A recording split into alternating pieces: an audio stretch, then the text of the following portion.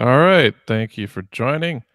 Sorry for the late start there. We just got embroiled in a conversation about the 2008 financial crisis and just kind of got ahead of ourselves. But today's chat, we're going to talk about the movie Mudbound, which is available on Netflix. So if you have Netflix, it is free, of course, if you have it.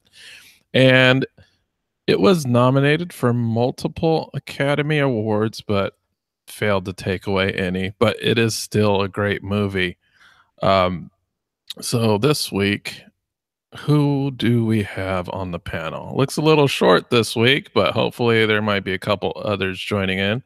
So just looking at my screen, I'll go ahead and start with Alex. Go ahead and introduce yourself.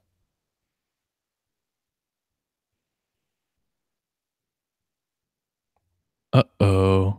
Are we having technical issues? It looks like you're muted, Alex. Okay, I had a problem there. Hi, guys. I just watched the movie this weekend, and it was really, really good. So I'm excited to talk about it with you guys. All right, great. And Kate, go ahead and introduce yourself. Hello, everybody. I'm Kate. I am very excited to talk about Mudbound. I have now watched it 3 times, and I think it's fantastic, and it has a lot of pertinent things to talk about for mixed mental arts, I think. All right, thank you, Kate. And looks like we got Sam's Bulldog, aka Ed Kennedy. Go ahead and introduce yourself.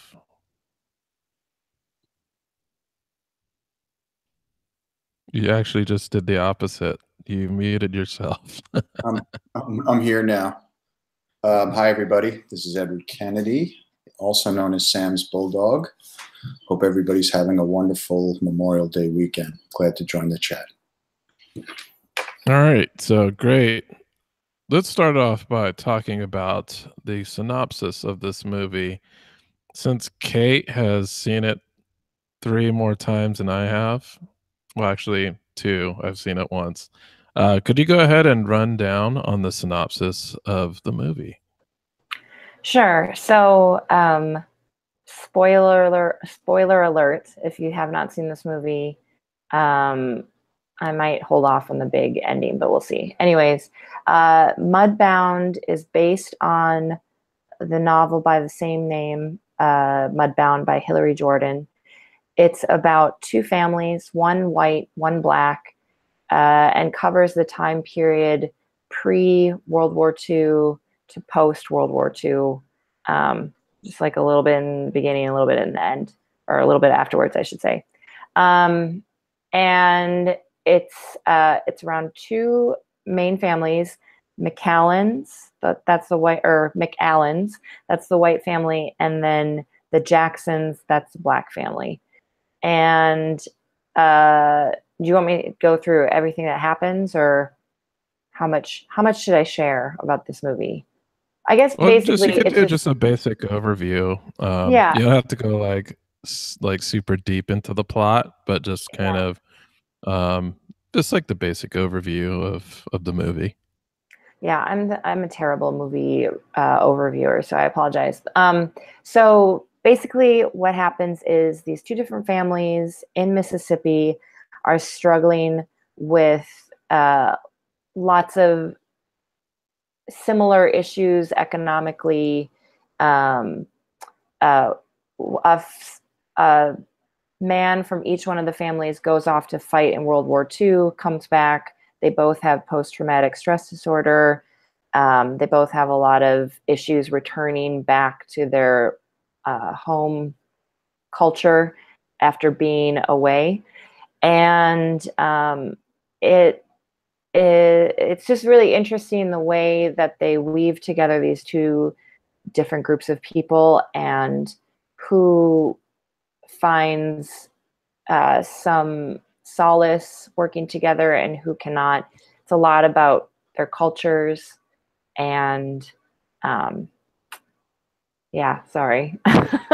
Do you want to jump in, anyone? Sure, I I'm can just jump in for a little bit. I'm just afraid that I'm going to say too much. I'm always afraid I'm going to say too much. I think that everybody should watch this movie.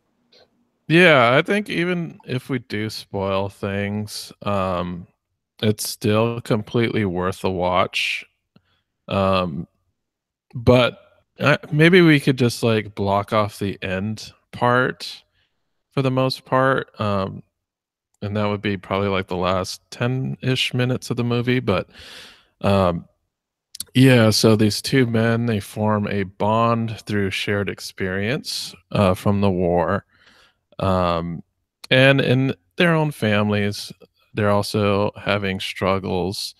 If you take a look at the white son, I'm not sure what his name was, but before he left the Jamie. war, His name okay, is Jamie. Jamie, he's like a super cool guy. He's like the cool dude of the movie, but he he does have a problem with alcoholism upon returning.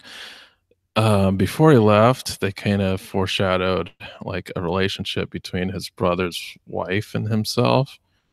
But and on the other end, with the black family, the son comes back. He experienced kind of what it was like to live, a life where your skin color didn't matter as much.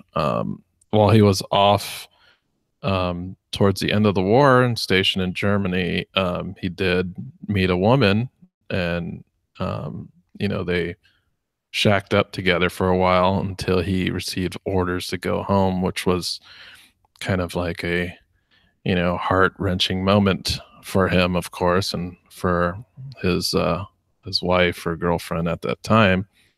So he had to go back to America, and upon setting foot back in America, the racial discrimination is put in the forefront.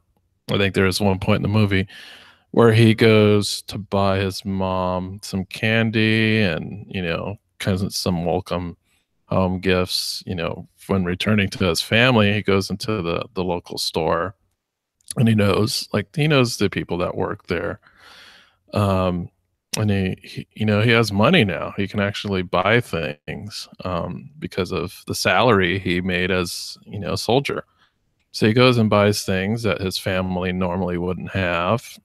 Has a cordial conversation with the clerk, and upon leaving, some ruffians kind of notice that this guy's wearing a uniform, and they're kind of I guess you would say insecure and probably somewhat jealous. But as he tries to leave the store, they block his way, and I guess at that time, Jim Crow era, black people weren't allowed to leave and enter a store through the front entrance. So in this group of people is also the farm owner in which his parents work on.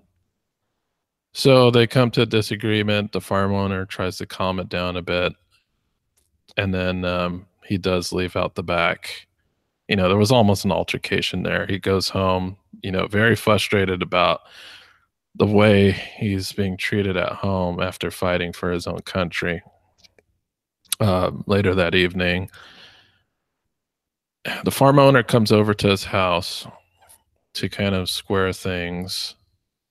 And he's expecting an apology, and he doesn't want, from what I feel, I know he's a little bit bigoted, but to me, I think honor culture does play a role here. And I would say his peers, if he was showing that he was not following by the cultural norms at that time, which would be to subjugate people of color, then it will look bad on him not to say something. So I think that's kind of what pushed him, was more of like this, trying to be culturally normal, to go ahead and ask for that apology and to make sure there's no incidents like this occur in the future. I think he was just kind of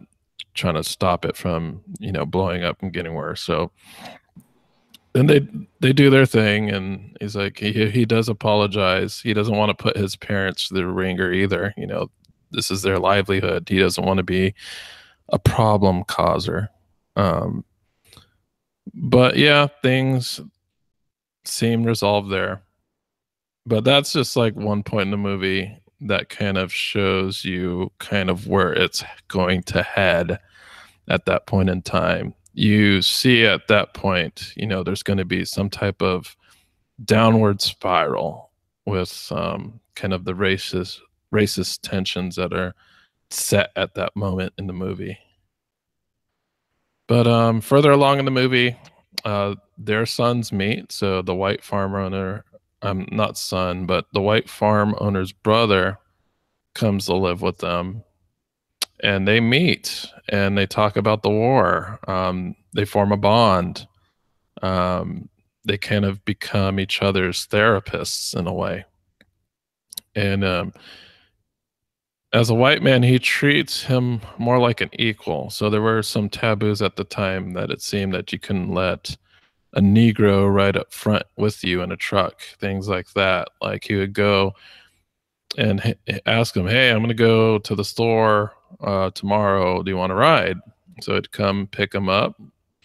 You know, instinctively, he goes for the back of the truck, and he's like, "No, no, man, yeah, come right up front." So they go ahead, they drive to the store. It seems like drinking becomes a pastime between these two. A lot of time you see them together, they are drinking liquor. So the story progresses. Lots of things happen. There's some other farm workers. Some get fired. Some get killed by angry wives. But things do, I guess I would say, unravel. The family, his family, the black family that lives on the farm, are having troubles with their mule. The mule gets put down, so this forces their pa, and he's not the youngest of men. This forces him to go into the field and basically perform some extreme manual labor, you know, just really hard stuff. And this is like the really crappy part. The owner comes down and he's not really concerned. He's like, "Well, you better be productive, and I'm going to let you my mule, but I'm renting it to you." He's not, you know, even though this man who owns the farm, his livelihood depends on his workers, he's charging his own workers to use the tools that they need to make his life more productive. So it's, I don't know, there's just a lot of little snide and really things that will make you angry like that they just kind of jab at this family. He gets hurt too. At one point, he breaks his leg. This forces his wife into the field. And looking at it at a cultural perspective of just honor culture, you can kind of feel that he feels very, I would say, emasculated by having to have his wife go out into the field to do his work for him. So much so that before he's fully healed, he goes out and tries to do some work, and he further injures himself and puts him out for quite a bit of the farming season. Well, can I interrupt you just one real quick? He actually tries to walk on his leg after Henry McAllen comes to tell him, you know, because they're renters on this land, I guess, sharecroppers, I think.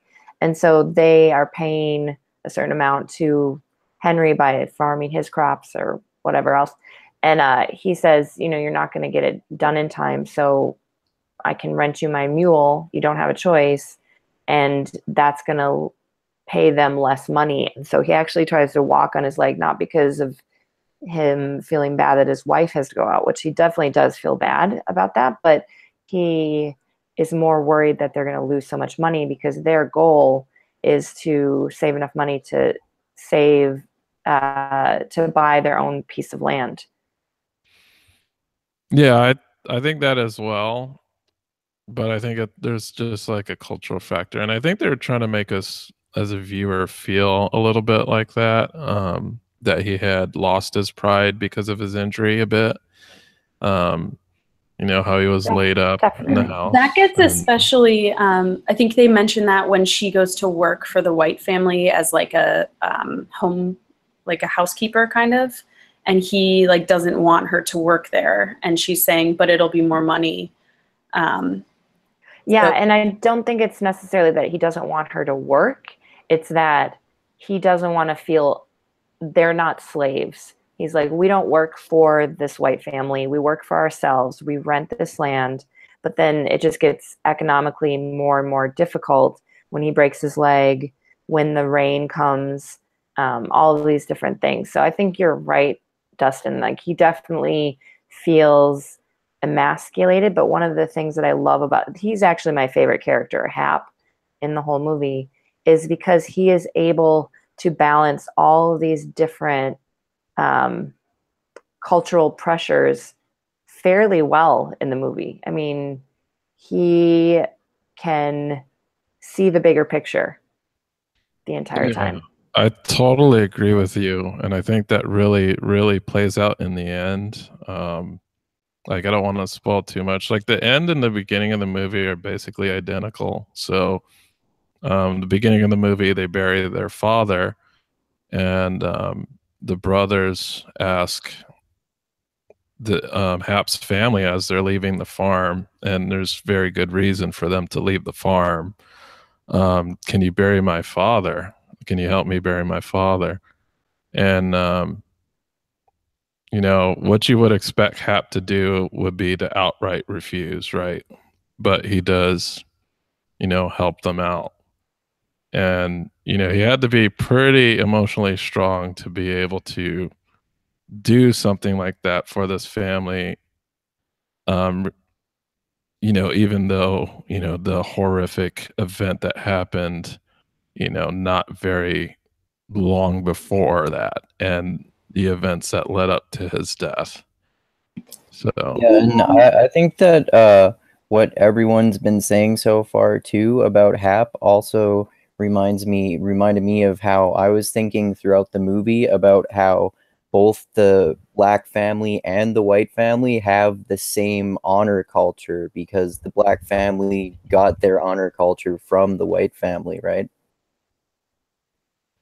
well, it's hundreds of years. It's hundreds of years. Like that's what I mean. Like it's like indicative of the bigger historical picture of that thing.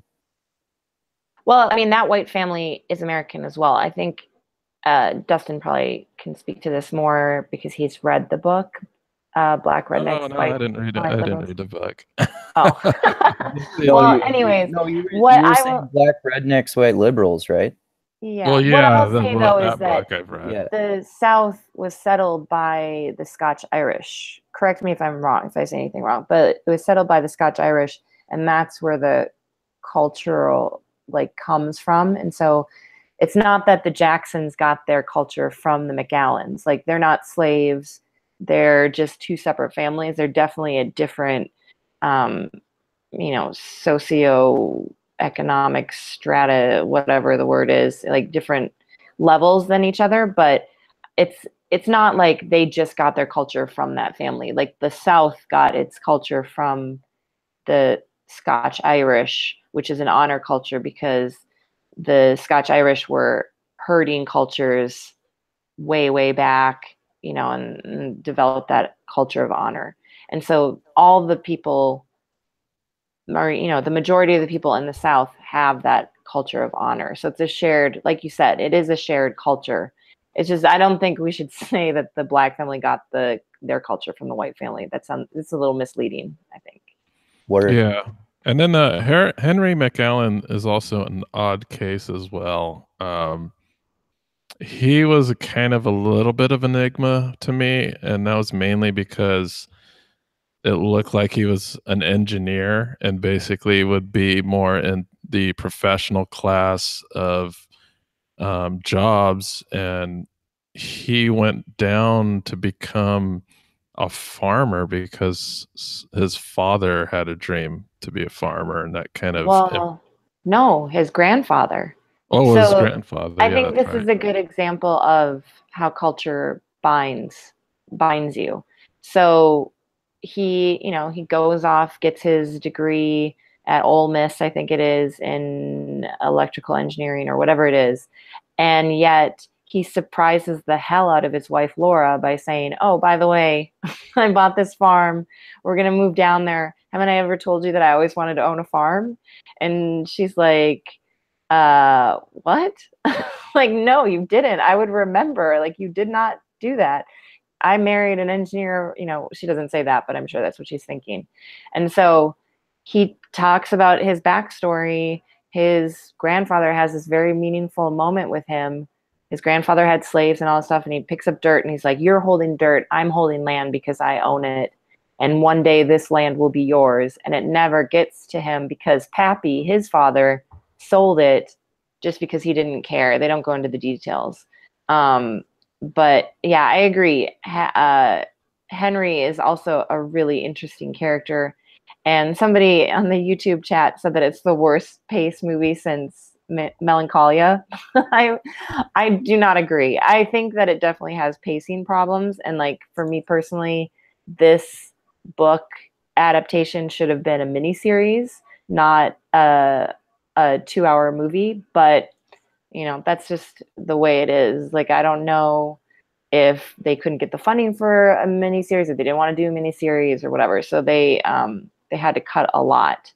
But yeah, I wish they had gone more into Henry because there's so much about him that I'm just really curious about. Yeah, and I felt bad for his wife too, because it's like she got signed up. It was like something she didn't sign up for. Like when they find out that they got fleeced by whoever they bought like that house from, and then they have to go and live in like a shabby abode with like a dirt floor. So it's like, oh man, this is the real living right here. He made a gentleman's agreement with this guy to rent this house. And, he just assumed that everybody has the same honor that he has. If you shake on it, that's your word. That's good. And then turns out that the guy had sold the house after taking his deposit. And then they have to go live on the farm with the farm workers and the black people. And it's very, like, it's very below their status. Yeah, certainly. But one thing I did like is that the wife got pretty well acclimated to that lifestyle, and it seems like she did get well acclimated, and she started to see like the poverty around her and really tried to do something about it. Like for instance, when she paid for Hap's medical bills, and she saw this woman who was like pregnant and had this problem with her husband who's just going off to town, and she seems like she did come down a bit off of that social high horse deal. But she was a great character as Mary J. Blige did a fantastic job in this movie as well, portraying the glue that kind of held that family together. Yeah, that's why I think this movie, even though I will definitely agree that it has lots of flaws, I think is so important and got so many Academy Award nominations, is because these characters are so rich and so complicated and so interesting that I'm willing to forgive a lot of things with the storytelling. It actually made me really curious about reading the book to see how the book was put together. because it's it's a collection of a lot of people's a lot of the people in these families' stories, like from their perspective. And so I don't know if I agree that Laura became more acclimated to her surroundings. I mean, she seems to hate it pretty nonstop. But one of the things that I did want to talk about with this film is there are some people in this story that have one story. Sorry to repeat story. One people in this film that have one story about a group of people, and then they are confronted with new evidence, and they allow themselves to accept that new evidence. And I think Laura does that. I think Florence does that. That's Mary J. Blige's character. I think obviously Jamie, the white veteran, and Ronzel, the black veteran, do that. But then, of course, there's certain characters like Pappy and Henry who resist that. Yeah, it was sad because Jason Banks is like, he plays my favorite character in Breaking Bad. Yeah. So I was like, coming to this, I was like, damn, I hate this guy. But now you know what a great actor he is because he was so believable as the villain. What's his name in Breaking Bad? Erling Trout or Erling something like that? Mike Ehrmantraut. Yeah, he's fantastic. He's like my favorite character in Breaking Bad too, or at least one of them. No, he's definitely my favorite character in Breaking Bad. Like, more so than I didn't like Walter White at all. He just seemed like an asshole during the whole Oh, really? show. I didn't liked like him. I him. liked him a lot because of the transformation of his character from this like wussy ass, extremely overqualified high school teacher all the way to like fucking crystal meth drug kingpin. Yeah, but he was kind of an asshole the whole time. Like, Yeah, but he was like pretending to be an asshole, like and like manipulating his way to the top that way. No, but We he could have kind a of whole other became podcast one. about Breaking Bad. Maybe I should check that out. But I just think he was kind of an asshole the whole time. Yeah, I think he got that's like more of an asshole, like as he got more power. well, he tried to redeem himself at the end, but yeah, this is another story because we're getting off topic. I will happily do another podcast about Breaking Bad with you That guys. would be awesome. For sure. But yeah, but Oh no. She had succumbed to the internet demons. Oh no. The internet demons took her to hell. Oh no. All right. Oh, Well, I wanted to say earlier when we were talking about what we thought of the movie. I didn't hear what you guys thought of the movie. Maybe you already said what you thought, but I honestly like didn't like the movie that much overall, just because it's not really my kind of movie. Because it like I found it like I liked the mixed mental arts style lessons in it, and I thought those were really interesting character dynamics. But like I just find that kind of story to be like depressing overall. I'd rather learn about those like those types of experiences through a documentary or a nonfiction book or something like that. But that's just me. Yeah, I actually fast forwarded through a couple scenes because it was just too depressing or too like horrible for me. Like when they cut out the fucking guy's tongue, like I wanted to shut off the movie at that point. It made me feel like, okay, 12 years a slave moment. I'm out. Sorry. yeah, I actually haven't seen that movie yet, but probably should get around to it. I That's think like really, really brutal, but really worth watching once. yeah, I think I kind of share the same sentiments that a lot of people have. The movie moves super slow. I feel there's just a lot of long shots of nothing. You know, like I do appreciate the artistic aspects that they took. The color quality is very interesting, but I was just kind of wanting to get through the story, really wanting to just like move the pacing along. And it's just because, I'm watching the movie and I'm like multitasking and stuff. So when I was watching it, I was like, okay, what's coming up next? What's coming up next? And there are some parts of the movie that move rather slowly, and there are some brutal sections. For me, it's anything that has to do with breaking legs is kind of gross, and I don't want to. Like when I saw him getting up off the bed, I was like, no, please do not do that. I kind of know what's going to happen here. Do not get up off the bed so I can hear some nasty bone crunching sounds. I just don't want to hear it. Same thing when he was up on the ladder. I kind of was like, something's gonna happen here. I don't want to see the aftermath of that. But yeah, even the scene in the end, like I was kind of glad they didn't really show stuff.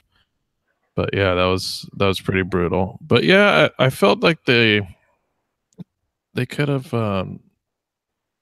had a better job at pacing the movie pretty quickly, because there were times where I felt like I could fast forward just to see. And what I would do is, since I'm on Netflix and I was watching on my computer, when you go through the scroll bar, you can kind of see what's going on next. And I was just kind of too anxious, and I kept doing that to see, okay, is this scene going to be a little longer, or what's going to happen next? But yeah, I do think there are some pacing problems with it for sure.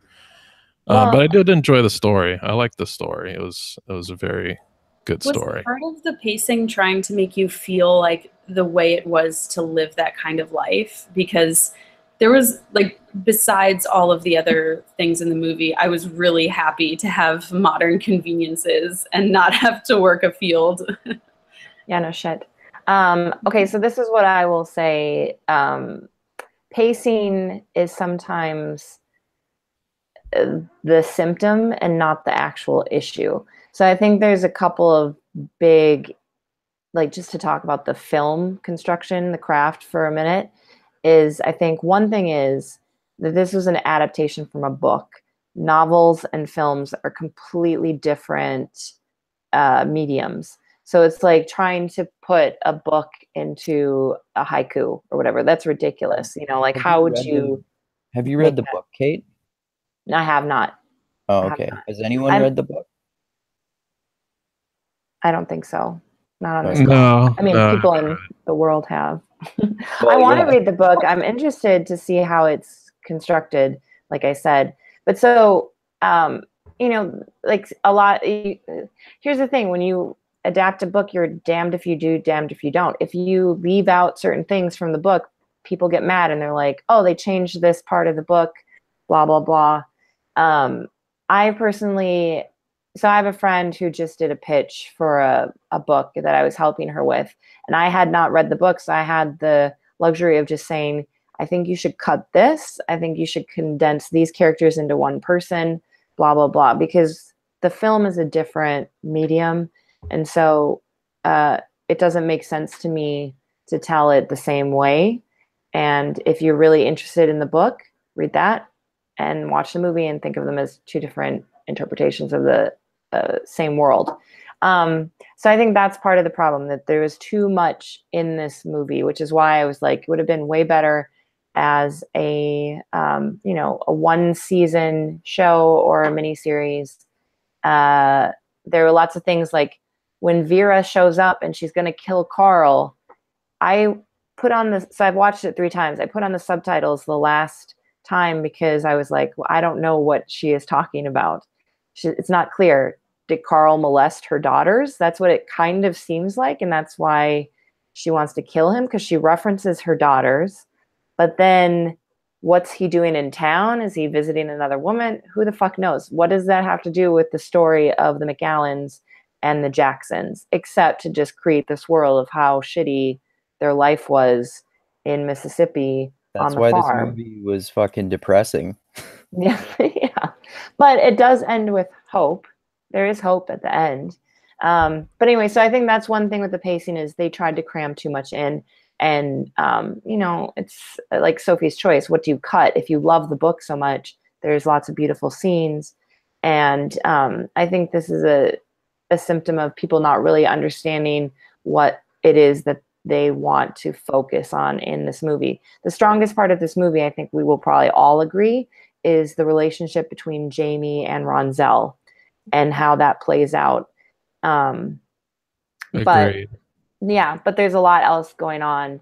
So if they had cut it down to just that relationship and that story, I think it probably would have been a lot. We wouldn't be complaining about the pacing so much.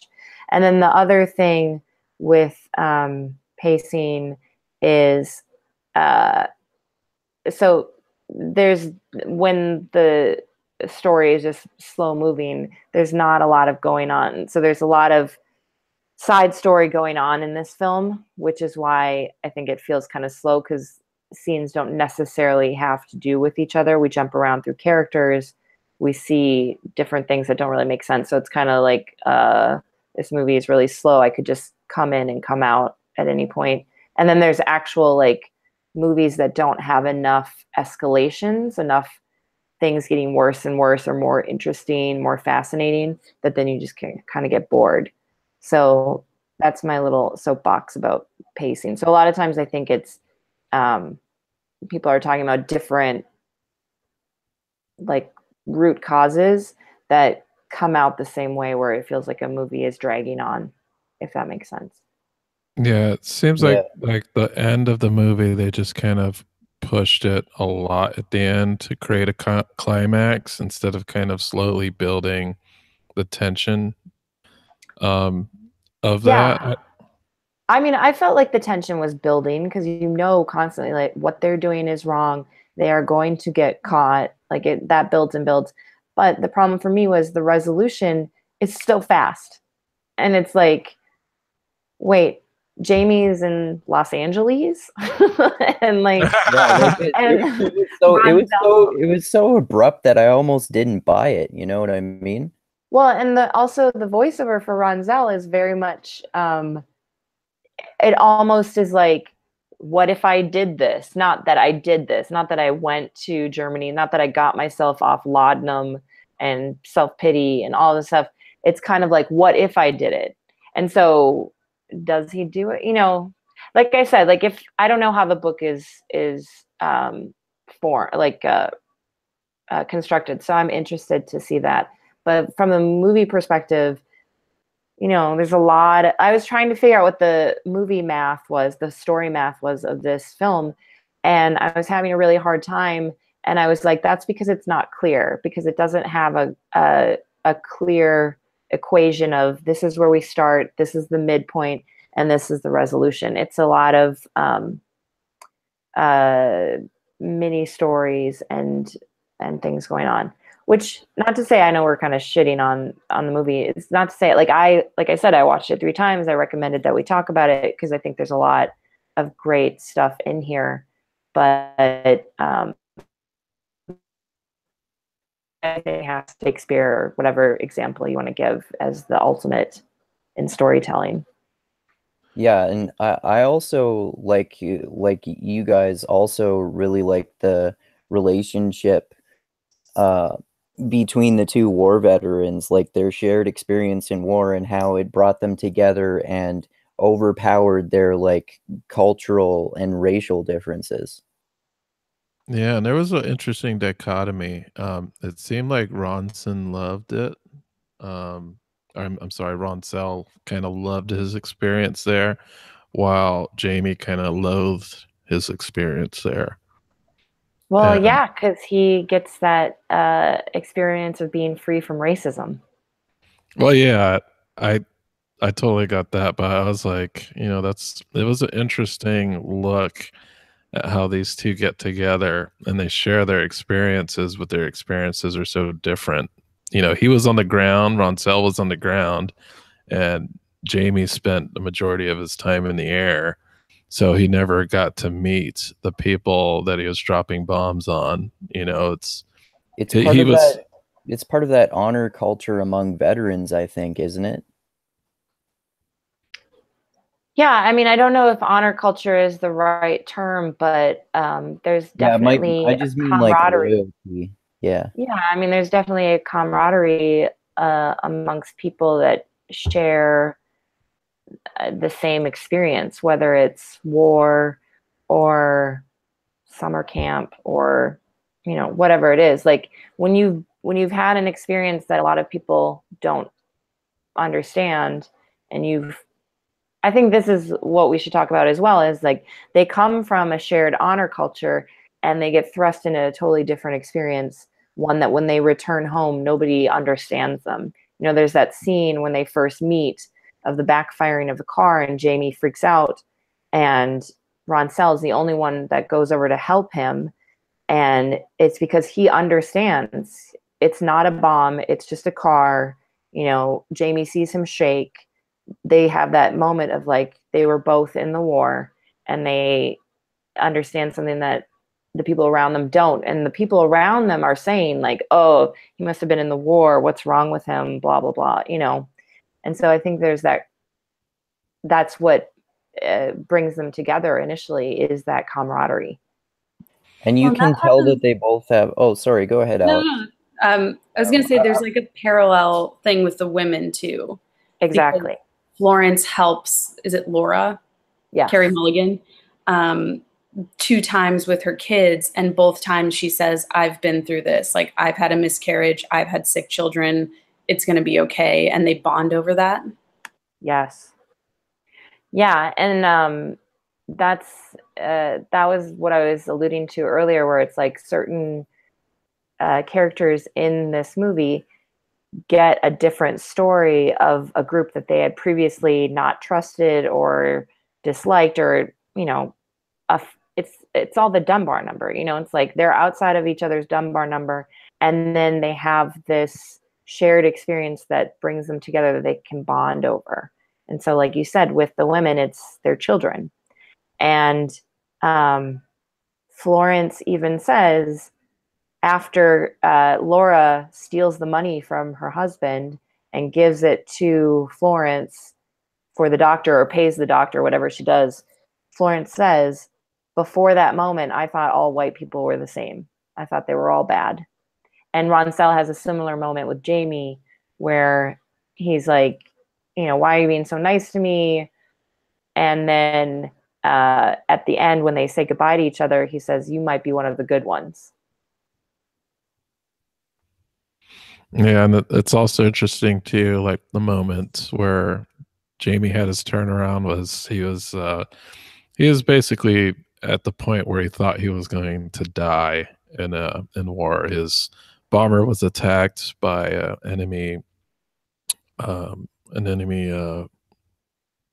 just like enemy Plane. fighters. Yeah. And then he gets saved by I'm assuming that they're saying that it's Tuskegee Airmen that save him. So he looks out his window and he's kind of astonished that the fighter that saved him was piloted by a black man, and that kind of turned him around on, well, before we don't really see that he has any racist inclinations, but we can see at that point that he's like, okay, this guy saved my life. We're all people. Let's all treat each other the same. Yeah, I mean, I don't know if I would go as far to say that it's that altruistic, because when in that moment when Roncel goes to help him when he's fallen, he is distrustful at first until he sees that Roncel has the tremor, the shake, and gets the realization that he was also in the war. And I think that even though Jamie, maybe we don't see it on screen as being overtly racist, he grew up in that culture. I think that he was probably, at least accepting of it. Same thing with Laura, like she's not overtly racist, but she's shocked when Hap knows how to read. She discounts Florence at first because she wants a doctor and not a black woman to come help her. So yeah, so I don't know that he has that moment where his life is saved and he's praying and he says, if you save me, God, I will do something good. I don't know what that is. And then right at that moment, he gets saved by these black airmen, and he thinks he's seen something because he can't imagine that black people would be able to fly planes, either because of their intelligence or being allowed to, or whatever it is. And so when he comes back to the South, into Mississippi, and he realizes that he has some power, he tries to use it for the better. Although I will say that I feel like he ultimately fucks over Ronsel by talking too much. He lets his pride get in the way when he's arguing with his father. When his father's like, "Who was in the truck with you?" He could just say, "None of your business," or not confirm it or whatever. But he says Ronsel Jackson. Like. Yeah, was he still drunk? Was he drunk when they had that conversation? Yes, he is. He's drunk. I mean, he's pretty much drunk the entire movie. That kind of makes sense. I was gonna say that this movie also helped me understand maybe a little bit better how even after slavery ended in America, there were still like structures set up with the way employment and structures like that were set up, where it was still organized in a way that was like identical to the way that slavery was set up. There still are structures. Yeah, and that went on for a really long time too, especially in the South where there was a lot of farming. Like basically until we got factory farms, I think. Yeah, and until Southerners started moving north to get more industrious jobs, like in factories and stuff like that. Yeah, it was an interesting juxtaposition to the kind of romantic or romanticized South that we often see in movies. Like I'm with Alex, where I was watching this and I was just like so glad. Like there's not that the South is all bad, and this is specifically Mississippi Delta, which from what I understand is a pretty rough, or was a pretty rough place. I don't know what it's like now, but yeah, like I was just like glad I'm not a woman there. Glad I'm not a black person there. Like Jesus. But also the thing too, it's like watching a horror movie where you just want to scream at the screen, like, "Don't go in the basement. Don't go in the basement. What are you doing?" I just want to be like, "Hey guys, just work together. Just fucking work together. All of your problems would be so much better if you just all work together." The McGowans are struggling. Culture, right? What's that? That's the power of culture, right? It's so ingrained into themselves that they can't just see how obvious that is. Yeah, for sure. Yeah, there were some. And it's a silly thing to argue with, because then there'd be no story. And obviously, it's so easy to see it from the outside looking in. It was a reminder of like, well, if we could just all get over our feelings, over our bad, shitty prejudices, and find a way to work together, we could survive the rainstorm. Or like kill the patriarch there, because there were so many problems that stemmed from him, even despite all of the cultural tensions, because his disappointment in his sons and inability to like tell them that he's proud of them drove so much of their just like bizarre choices. I think yeah. He especially was like just looking for some kind of approval, and that's why he bought the farm. That's despite probably not wanting to do that and not really knowing how to do that. Yeah, I mean, it's definitely a good example of how our feelings drive our actions. Like I said, I'm going to eventually check out the book. I don't want to make any promises, but I'm going to check it out because I am interested in Pappy as well, because there's that moment where he is really proud of Jamie. It's fucked up. He's like, how many men did you kill? And Jamie is the one that cuts him down and just says, well, I'll tell you one thing, there's more than one. And that's when the dynamic switches in that conversation. So it's not that Pappy is like just always, you suck and whatever. Like he has a problem with shaming his sons when they make mistakes or, bad things happen. But so he's clearly not the best. But he, in his weird fucked up way, I think does have that. He does feel proud of Jamie, and like that's part of the honor culture too. It's like he's so sure that his youngest son will not betray him. And Jamie even says that about Henry. Henry is so sure that he would not betray him because blood is thicker than water or whatever. That's part of their binding thing. But Jamie has had this experience of going to Europe, fighting in a war, getting a whole different story about all the people that he was told to hate. He couldn't even see the people that he was killing. He could see the factories, he could see the roads, he could see houses or buildings or whatever, but he couldn't see people. And so when he comes back to Mississippi, he is no longer part of that culture of honor that they are counting on. He is something else. And that's why I think they don't see his betrayal coming. His brother, like Henry, sees him where it looks like maybe his wife and his brother are making out and says nothing about it. Like oddly doesn't do anything. And No, it's because he's a cuck. Yeah. I mean, maybe, but as annoying as Henry is always sticking up for Jamie.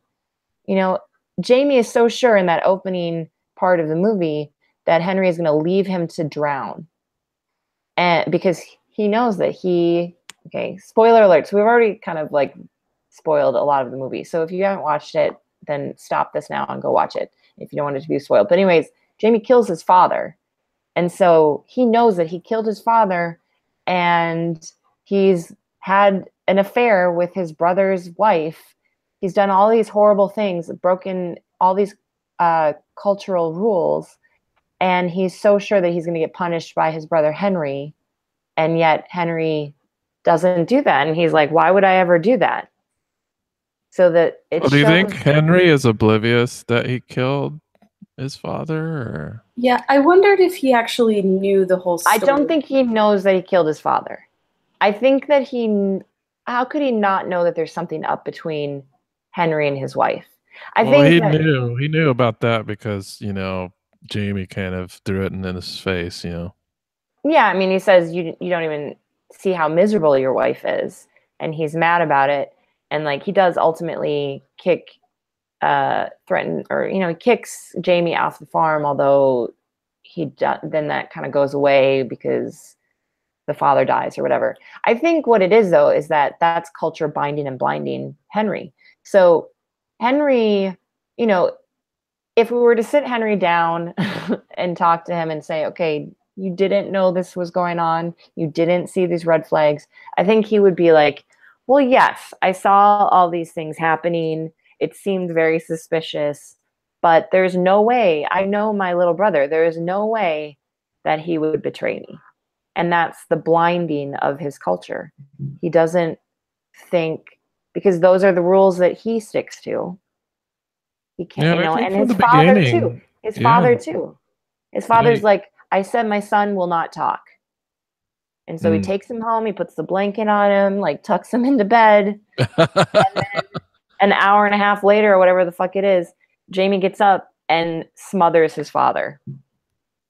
Yeah, I could see that. Like, because it's such a weird scene because his father's right there and watching dudes pistol whip him and not caring. So it's this. I don't know. That's such a weird I think family dynamic. Yeah, but isn't that part of the whole thing too, though, that it's like, you know, you deserve punishment, but I'm not going to kill you. Like, you've done bad things. You've gone, you know, you've broken the rules of our society by hanging out with a black guy and whatever, you know, whatever else. So you deserve some punishment, but I'm not going to go so far as to kill you. Yeah, And I would never imagine that you would kill me. Yeah, they still don't think he's like out of the group at that point, right? He's still one of them. He just needs to learn a lesson or whatever. Yeah, I just need to be reminded. Yeah, even though that scene, I didn't watch that whole scene, but at the beginning he kind of tries to like when they're asking him to like choose a punishment or whatever, he kind of says like, oh, well, like he stuck it to some like Nazi bitch or whatever he says. And the guy, like the KKK is like, well, we don't know who we don't care about the Nazis. They're far away. We don't know them, whatever. We care about what's going on right here. So that doesn't really work. And you can see his idea of what an enemy is has totally shifted because he's no longer in that group. Yeah, he's trying to save Ronzel in any way that he can think. So, you know, he's like, oh, maybe they care about the Krauts. Kraut whore is what he calls her. And they don't. And you're right. It's because they don't have that experience. The war was far away for them. Yeah, that must have been a difficult choice too, to have to choose the punishment. Yeah, I mean, it drives him to kill his own father. He can't shoot his father right there. He can't do it. He can't pull the trigger.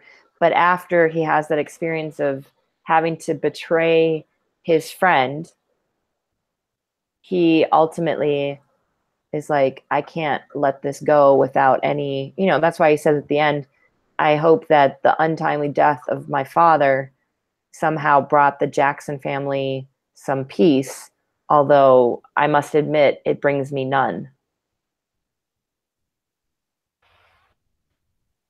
Yeah, because it's almost like he's the Jesus Christ of the movie because he takes on all the sins. So he said like, Jamie?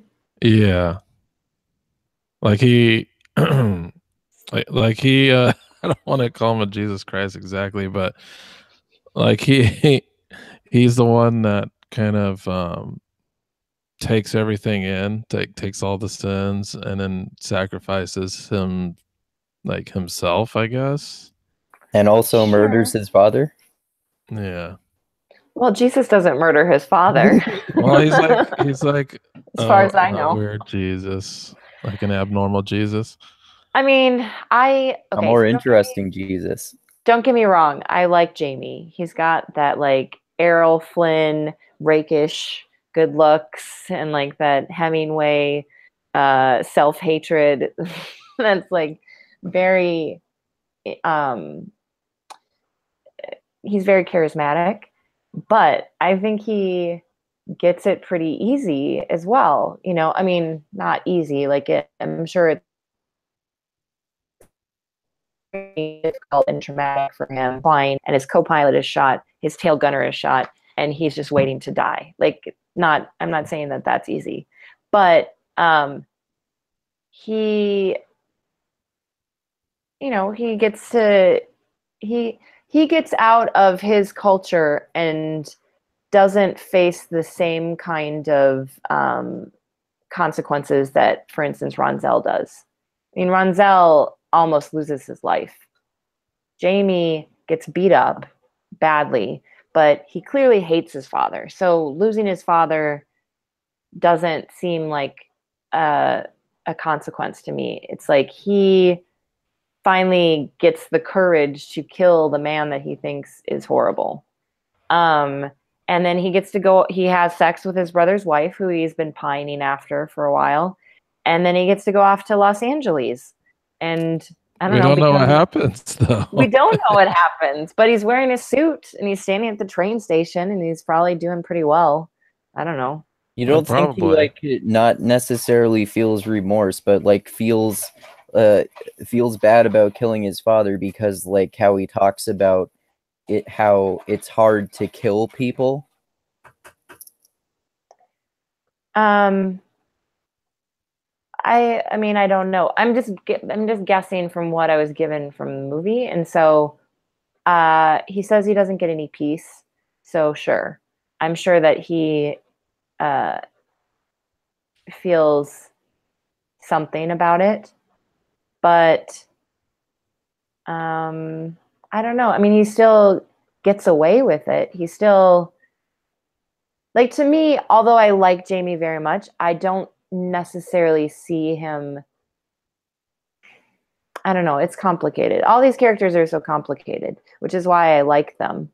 But I don't know. I wouldn't necessarily. I don't like saying that he's the hero of the movie because, to me, in a lot of ways, he gets away with a lot because he's handsome and charming and whatever, you know. I'm not sure there is a hero in the movie. Yeah, I think Yeah. he becomes the most isolated person in the movie as well.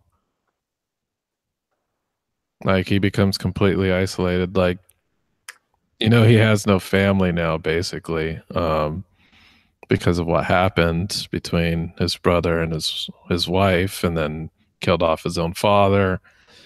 And I don't think his alcoholism just is gonna disappear. True. Although, what is the last scene that we see of Jamie? It's not him in the gutter drinking. It's him wearing a business suit standing on a train platform. So to me, that seems like, although he doesn't get any peace from his father's death, he's still, you know, not doing the worst. I mean, when we hear from Ronzel, and I didn't catch this till the third time I was watching it, he has like a laudanum drug addiction that he goes through. He has to get over self-pity. He's literally had his tongue cut out. He has to leave his family and go to Germany to reconnect with this woman that he's in love with and his son that he's never met. Yeah, even though he didn't have a tongue anymore, I felt that that was a good ending for him, that he got to reconnect with his son. Like, Absolutely. yeah, And that's what he says. Should my story end here? Should I let this end with whatever? Or, or should I go across the Atlantic, not for war this time, but this time for love? I'm going to end this story with love. And so it is hopeful. And you see his family has gotten what they wanted, their own piece of property, their own little farm to work. But interestingly, you don't see what happens to Laura. You don't see what happens to Henry. You get kind of a glimpse of maybe what's going on with Jamie, but yeah. it's What definitely I more think, triumphant for the Jacksons than the McAllens. yeah. What was the laudanum thing? I might have just kind of totally glossed over and missed that part. I mean, They totally mentioned that at the understandable. very end, didn't they? Yeah, it's totally understandable because it was the rush of the ending. It's just, you just get it in Ronzel's voiceover when you see him in Germany, and he says something along the lines of, that's where he's talking about, would I do this? Should I do this? What kind of man would be able to do this? He would have to get over a laudanum addiction. He would have to get over, he says, an addiction to laudanum and self-pity. He would have to cross the Atlantic. He would have to do all these things. And so it ends hopeful, although it's not exactly clear. I mean, I think the movie wants you to think that he went to Germany to reconnect with this woman and his son. But it's very glossed over, so it's not surprising that you missed it, because like I said, I watched it 3 times and didn't catch it until the last time that I watched it with the subtitles on. But even the laudanum might have been because of, it was given to him for pain for his tongue. Yeah, Maybe initially. maybe, or his I would nerves say. from PTSD. I don't know. Yeah, there's a lot of It's almost like probably the book has many more answers or about that.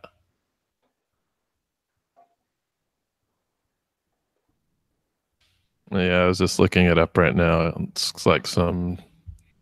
I didn't even know what laudanum is, but it looks like it's a powder that's Opiate, 10% right? opium Yeah. I and 1% morphine. I've watched Dead what's it called? That TV show, Deadwood. And one of the characters was addicted to laudanum, and she took it basically for nerves and depression, and then became severely addicted to it. But yeah, I think it was given as pain, or I mean, I think it started out being given out by doctors for just whatever whatever ails you. Funny that maybe we're doing the same thing. Yeah, lots of parallels there. All right, let me see. Drugs are good, okay? So, Kate, because I don't have a total understanding of what this is, I wanted you to kind of explain what are third culture kids and how does it relate to this movie? Yeah, so we talked about it a little bit already. Third culture kids, from what I understand, is just a expression that mixed mental arts coined or came up. I don't know if we coined it, but Hunter uses it a lot just to basically describe anyone that has left their native culture. So, for instance, Hunter and Brian Callen are third culture kids because they, Hunter's father is Dutch, his mother is from Kansas. He was born in Saudi Arabia. He grew up, I think, mostly between, younger years, Brazil, and then, or like high school years in England. And so he's just taken on all these different cultures. So it's hard. He can't say that I'm like, that he can't say I am not Hunter Moss. He can't say that he's one specific culture because his life has been informed by all these different cultures. I have a similar experience, but in a different way because I was born in Minnesota, lived there, so I feel very Midwestern, partly very like Scandinavian Midwestern, but then also had this experience of my entire family moving to the Caribbean when I was 12 and living there for a number of years. And even though it wasn't as like chronological or like time wise, it wasn't as long a period of time as I lived in Minnesota, it was so impactful emotionally that it really informed my life a lot. So a lot of the things that cruising culture, people that live on boats do, I was just recently visiting my parents and just noticing how much of that exists there that I still my life is still informed by. And then I also, lived all over the US and lived in Norway. And so all these things, I mean, in some respects, everybody now is going to be a third culture kid because of the internet, because of travel, things like that. Like none of us are going to just live in the same culture that we were born into. What this movie does is really show that with the characters of Jamie and Ronzel. They're both born into this culture of honor. That's like the general one. And then Jamie's white and Ronzel is black. And so they have, their separate rules for those groups. And then they both go off to Europe. And Ronzel specifically talks a lot about how he's a liberator. The white women in Europe, the white people in general in Europe didn't feel, at least that he met, Nazis would probably feel differently, but didn't see him as any less than a white person. In fact, he has a relationship with a white woman, a white German woman, and they're in love. And so when he gets back to Mississippi, it is so hard on him. The first thing that you hear him talk about when he gets back to Mississippi is all of the names that he's called by people in America. and all the racial epithets. And while he was off fighting the war, he comes back to America to see that it's exactly the same place for him and his people. And so once they've had that experience, they can't go back to the way things were before. And that's part of why they both struggle so much. So for Jamie, it plays out in a different way where he can no longer close his eyes to the bad things that his family does, maybe, like it's not as explicitly said that way, but I think maybe that's why, even though he's attracted to Laura before he goes to war, he wouldn't think of betraying his older brother. But then when he comes back and he sees how miserable she is, he calls his brother out for it, and he can't ignore it anymore. He builds her a shower and, acts inappropriately for a brother-in-law, and then ultimately has an affair with her. And then he goes on to kill his racist father for hurting his friend Ronzel. So they can't abide by the same cultural rules after they've had that other culture experience. So a third culture kid is just a general term for people that are informed by more than one culture, I guess. And now it's going to be all of us. So welcome to the club, everyone.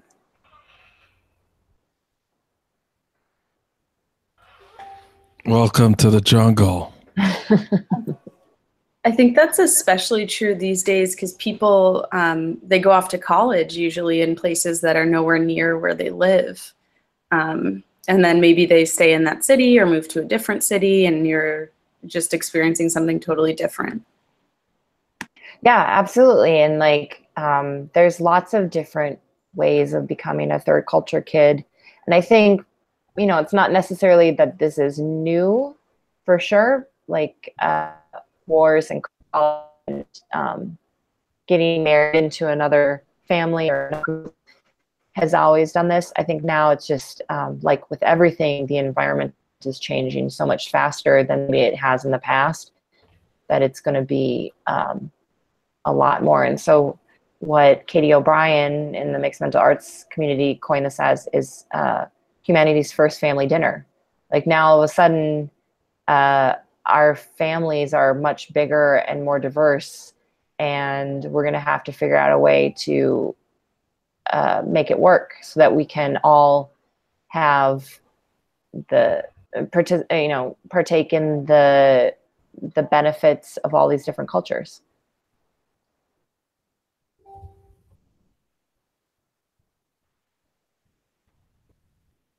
Yes. I'm sorry. I kind of cut you off, Dustin, when you were trying to talk about cucks. If you want to talk about them. No, we don't have to go into it. I just thought it was funny because he's such a strange character, that Henry. Well, but okay, so I don't know if we want to go down this rabbit hole, but from my understanding, Jamie would be more of a cuck than Henry, right? Because Jamie is betraying his race. Henry is a cuckold. He's been cuckolded by Jamie, who sleeps with his wife, or cuckolded by his wife. I don't know what the exact. Yeah, I was going for the traditional sense that it's tied to a sexual experience, but that's the funnier one. Yeah, I actually didn't think about it on the race sense, but that does make sense. Well, I only know the term cuck because of the way that it, the alt-right started using it to describe cuckservatives and whatever else as people who are betraying the white race. And then I think I sent you that podcast, A World of Words, or some, I can't remember the name of it, where they talk about to it. It was good. Yeah, where they talk about how it comes from cuckold, which was a term used to describe a man who is cheated on by his wife, and then it had some significance in the BDSM community as a fetish, and then took on a racial aspect too, where some guys fetishize being cuckolded by men, like by their wives with men of different races. And then the alt-right took it on to mean generally white people that are betraying their race by fraternizing or supporting people of other races or whatever. So Yeah, usually when I use it, I'm usually using like the original meaning, which is, a guy. Um, you saw how after he kind of knew what was going on, he didn't do anything.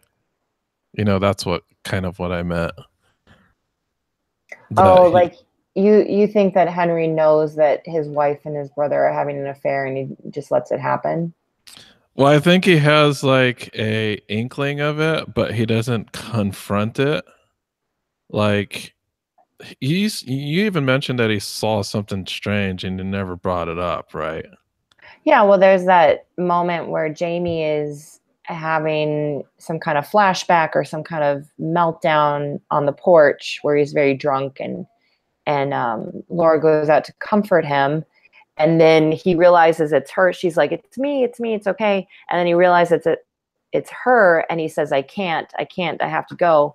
And on my third viewing, I was like, I think he is literally saying, I cannot betray my brother, even though I'm super attracted to you. And he runs away. And Henry sees that.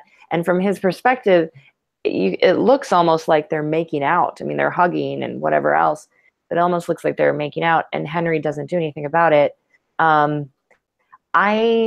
don't know. I mean, it's hard to say, not having read the book, to know how much Henry knows. But for me, like, I really feel like it's that cultural blinding where he's just like, he sees something and he doesn't like it. But I don't know. I mean, I like to think that he's just like, my brother would never betray me, because Jamie literally says that. Like, he can't imagine that his little brother would ever betray him. And his father is like, Jamie won't say anything. I already told you, he won't say anything. He's one of us. He's part of this group. But what they don't understand is that he isn't part of the group anymore, because he's had that other experience of going off to war, being saved by the Black Airmen, befriending Ronzel Jackson. But yeah. Yeah, I think it's pretty safe to say he really doesn't let himself believe that his brother and his wife are having some kind of relationship. But I was never sure if he really knew the extent of his brother's relationship with Ronzel, or like why that happened to Ronzel, or if it was Jamie's kind of fault that happened. Well, he says, so at the funeral, the burial for his father, whatever, he says, it's not my fault what happened to that boy. I warned them. I warned both of them. And he looks at Jamie. And so I think he knows that they're behaving in a way, like when Henry goes to talk to the Jacksons after the altercation at the general store between Ronzel and Pappy and the other guy, who, this is just an aside, but is that other guy the guy that has the house that they were supposed to move into? I was pretty sure. I didn't know where that person came from. It was like, oh, that's a weird storyline that never gets addressed. Like the guy that lives in the house that you got fucked over, and now all of a sudden you're all best friends. Like, okay, weird. Yeah, the other white people. Hunter culture. What's that? The other white people were so confusing, because like that family like clearly lived with them or near them and like worked the same land, but like. So I think what that is that the Jacksons and Vera and Carl's family, I think they're all sharecroppers or some kind of like tenants of the land. So the land is owned by Henry, and then he rents out parts of it for those people because it's too big for him to work himself or whatever. He rents out parts to those people to farm, and there's some problem where Carl has to shoot his horse or something, so he loses his horse and he can't get his planting done. This is a problem. This is why it should have been a miniseries. or these parts should have just been cut out because they're a little bit more confusing than helpful to the story. But Carl basically can't keep up with what he's supposed to do for the McGallans. And so Henry says, you're going to have to leave. But then it's never addressed because clearly they don't leave because they stay. And Vera then kills Carl for unclear reasons. Okay, yeah. I mean, yeah, I think there was just a lot kind of left out. But I think I felt really bad for just about all of the women in the story because they seemed really controlled by the men or dependent on the men in a way that like they clearly didn't want to be. Except maybe the German woman. Yeah, maybe she was doing okay. Yeah, she had like her own place and stuff. Yeah. It was probably hard being a single mom for a while. Was she single? We don't know. Part 2. That's true. Because I was like, when Ronzel shows up, I was like, I hope he wrote her some letters because it'd be super awkward if her new husband comes out from the back and he's like, I finally made it to Germany. Oh, fuck, you're really attractive. And of course you would fall in love with somebody else.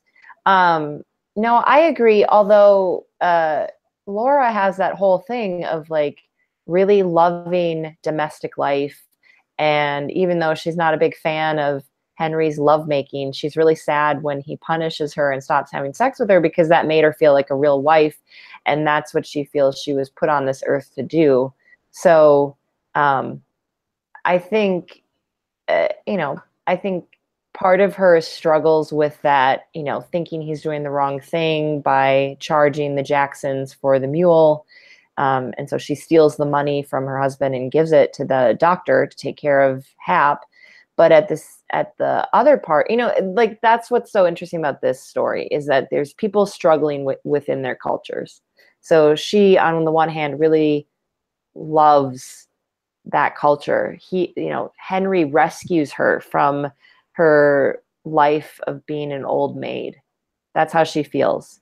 She's so grateful to him that it overshadows the fact that he's not Jamie, basically. He's not passionate. He's not, he's an engineer. But then she also struggles with it because she thinks that he's making the wrong decision with the Jacksons. It's not clear if she thinks he's making it the wrong decision with Vera and Carl, although it kind of alludes to that. But yeah, I think this movie is a really good demonstration about how culture binds and blinds, and what happens when you break your cultural rules.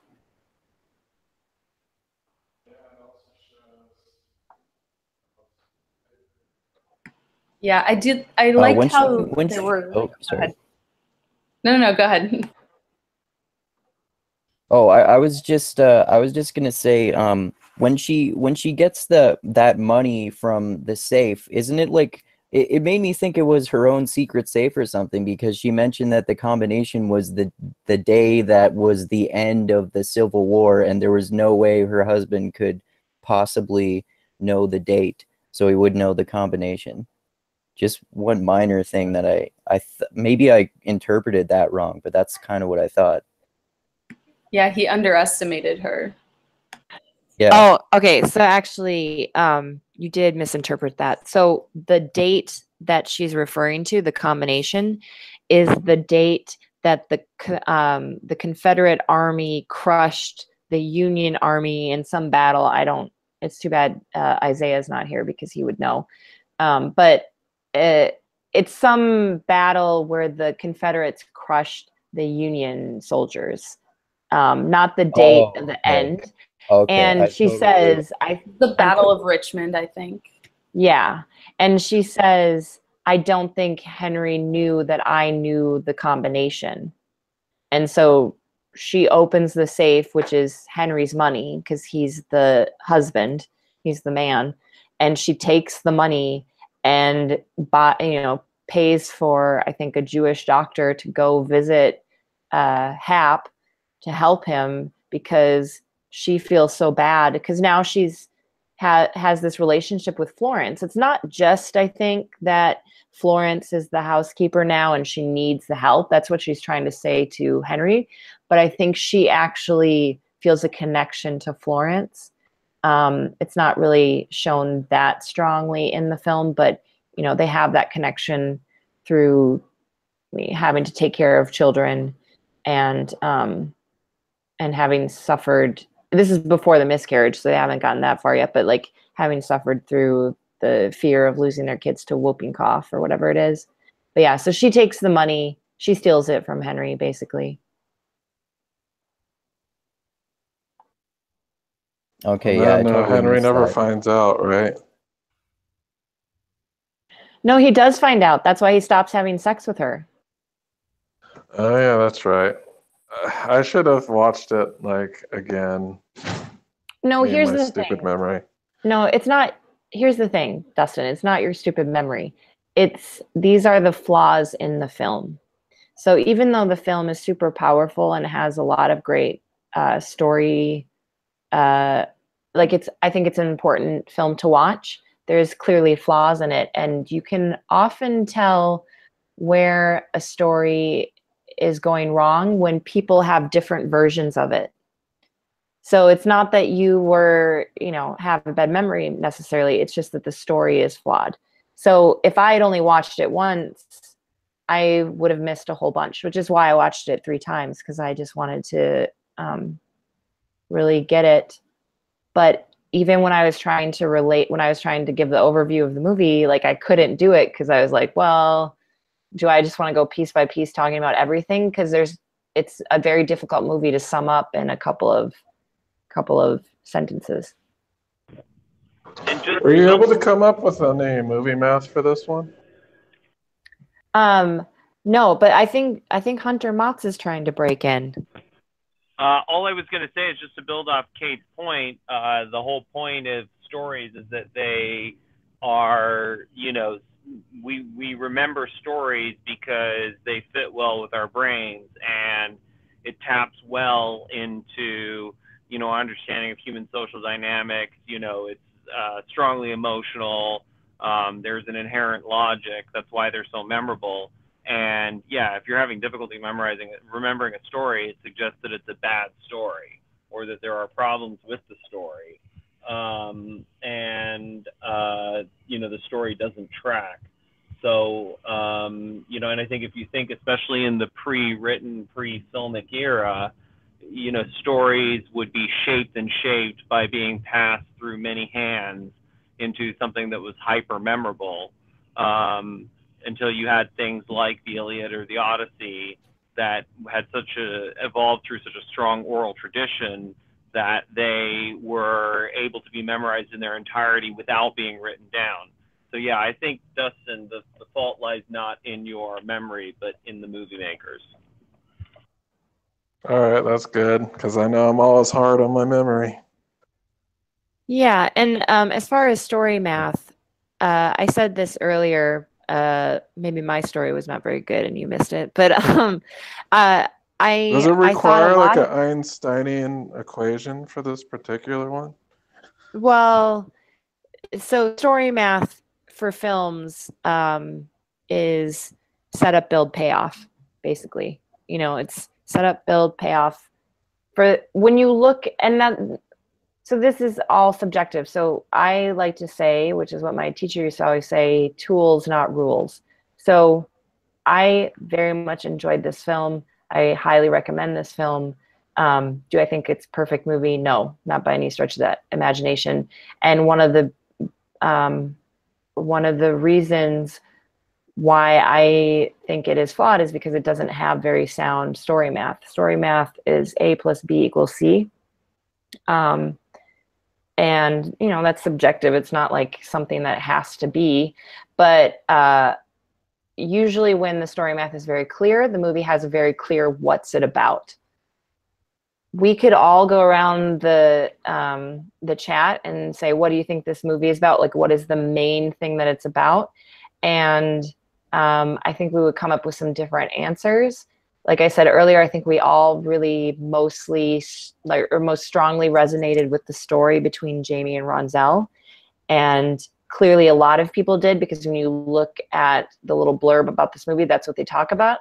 But you don't get to that friendship until at least an hour into the movie. So this movie doesn't have great story math, and that's totally fine. Like, it's just, but it also shows that there's some flaws in this particular story, and why I think it would have been better suited to either a mini series or cut down a lot of the extraneous parts. Well, maybe because your story math equation is like a very basic algebraic equation, and it requires calculus to figure this one out. Yeah, perhaps. I mean, I think there's a lot of different equations going on. That's kind of my point, is I think you could say, well, there's the story about culture and how it binds and blinds you. There's a story about what land means to you. I mean, both Hap and Henry have a very strong relationship to land. You first meet Hap and he's talking about, what is a deed? What does it mean to have a deed? I've worked this land and I don't own it. And then Henry talks about how his grandfather gives him this big lesson of the difference between dirt and land. So I think there's a lot of equations going on. So, like, to say that there's just one would be inaccurate.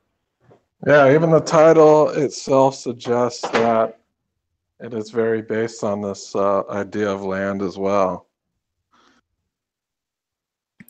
Is land maybe like a central idea in these kinds of honor cultures in some way? Because I think there have been a lot of stories about the South where this comes up. You know, I think you're quite right there. There's a lot of the behavior, the quote-unquote honor culture behavior, does revolve around protection of land and its boundaries. So if we're talking about herding cultures, you know, anyone that encroaches on your land as a trespasser, you know, can be dealt with in very extreme ways. So I think land itself does play a huge role in the honor culture. And Alex Bello, I hope that one of the movies that you're referencing is that great Tom Cruise, Nicole Kidman vehicle, Far and Away. I was actually thinking of Gone with the Wind, but yeah, that one too. Because, yeah, I mean, that's a big part of it, is that, you know, Nicole Kidman is the rich aristocrat's daughter who likes to ride horses. Tom Cruise is the poor Irish peasant farmer. But, you know, her father, who's a wealthy aristocrat, and Tom Cruise both bond strongly over this sense that if you don't have land, you don't have anything. Like, you know, man needs land of his own. So, I mean, these are strong intuitions, strong cultural intuitions that cut across, you know, divides of social status, as it seems to do here as well. Yeah, I think I've seen that. Well, I'm starting to get to that age where people are starting to maybe buy, you know, houses or whatever. And it's interesting which cultures push them to buy a house early and which cultures are like, yeah, you can rent till you die. Yeah, and I think the other, with real estate as well, it's the notions around real estate as an investment. Like in places like China and Morocco, where you know, there's no real trust in the system, and you know, your wealth can get expropriated by the government, or, you know, there's the possibility that any investment goes to shit because of corruption or whatever. Real estate is real estate.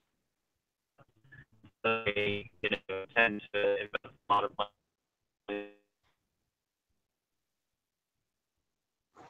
Uh-oh, Atari Hunter. Always robot for you guys too?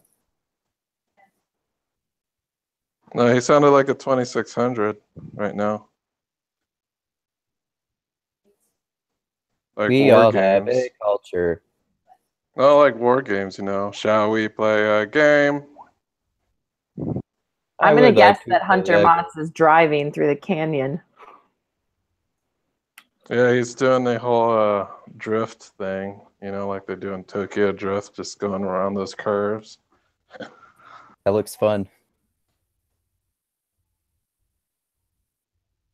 It's a Or whole secret he might be life of flying Hunter. a helicopter today. He's a street racer. We didn't know. He seems very Dutch and academic, but really he's on the the night streets of Mulholland racing. Yeah, he's a helicopter pilot. He knows how to do loop the loops and stuff. We're building quite a cult of personality around Hunter Motz. Well, the helicopter pilot part is actually true because I hunted down a video of him. Is it? Right, That's awesome. I hunted down a video of him Hunter in a should teach me how to helicopter. fly a helicopter. I want to learn that. Sounds easy, right? Yeah, he posted. I don't know who posted the video, but I always find weird videos of Hunter doing odd things.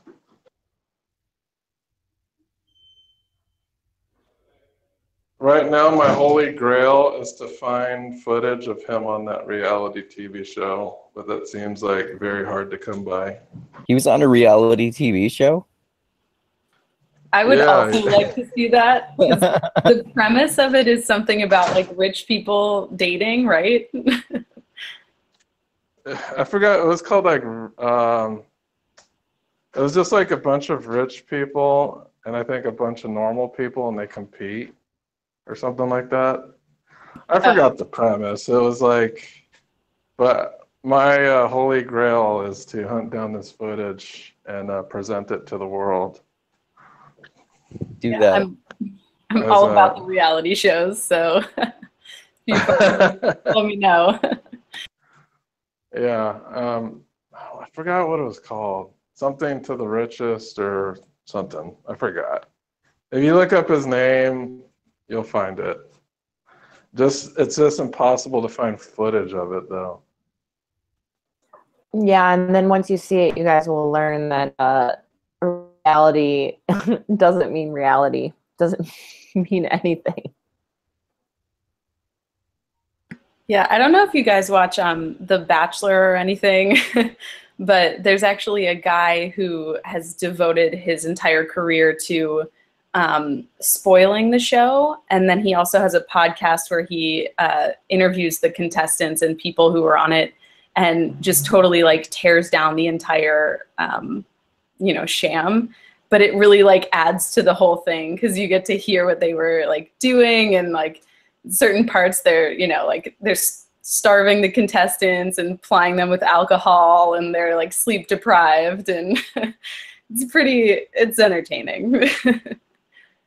There's a scripted show called Unreal or something, which was created by a woman that was a producer on The Bachelor, and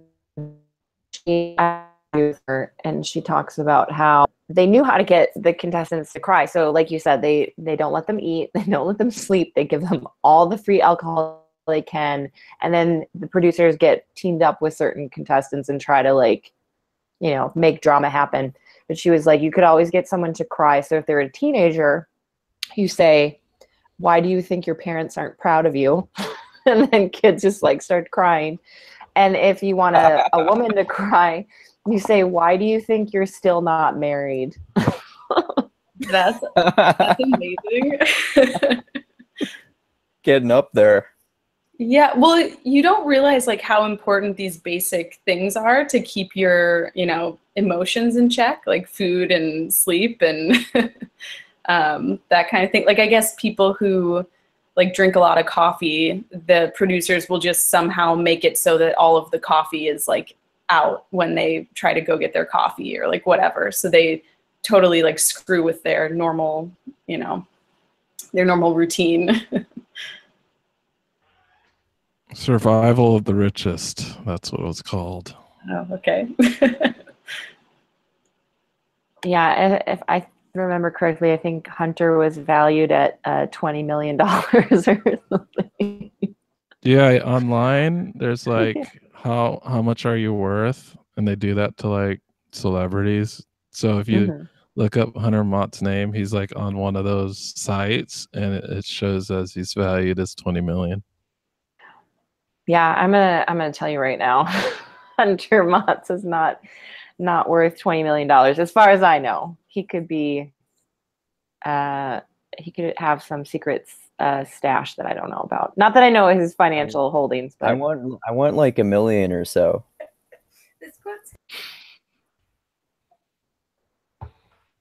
No, I just think it's funny, like because of that show, he has a profile that shows he's worth 20 million.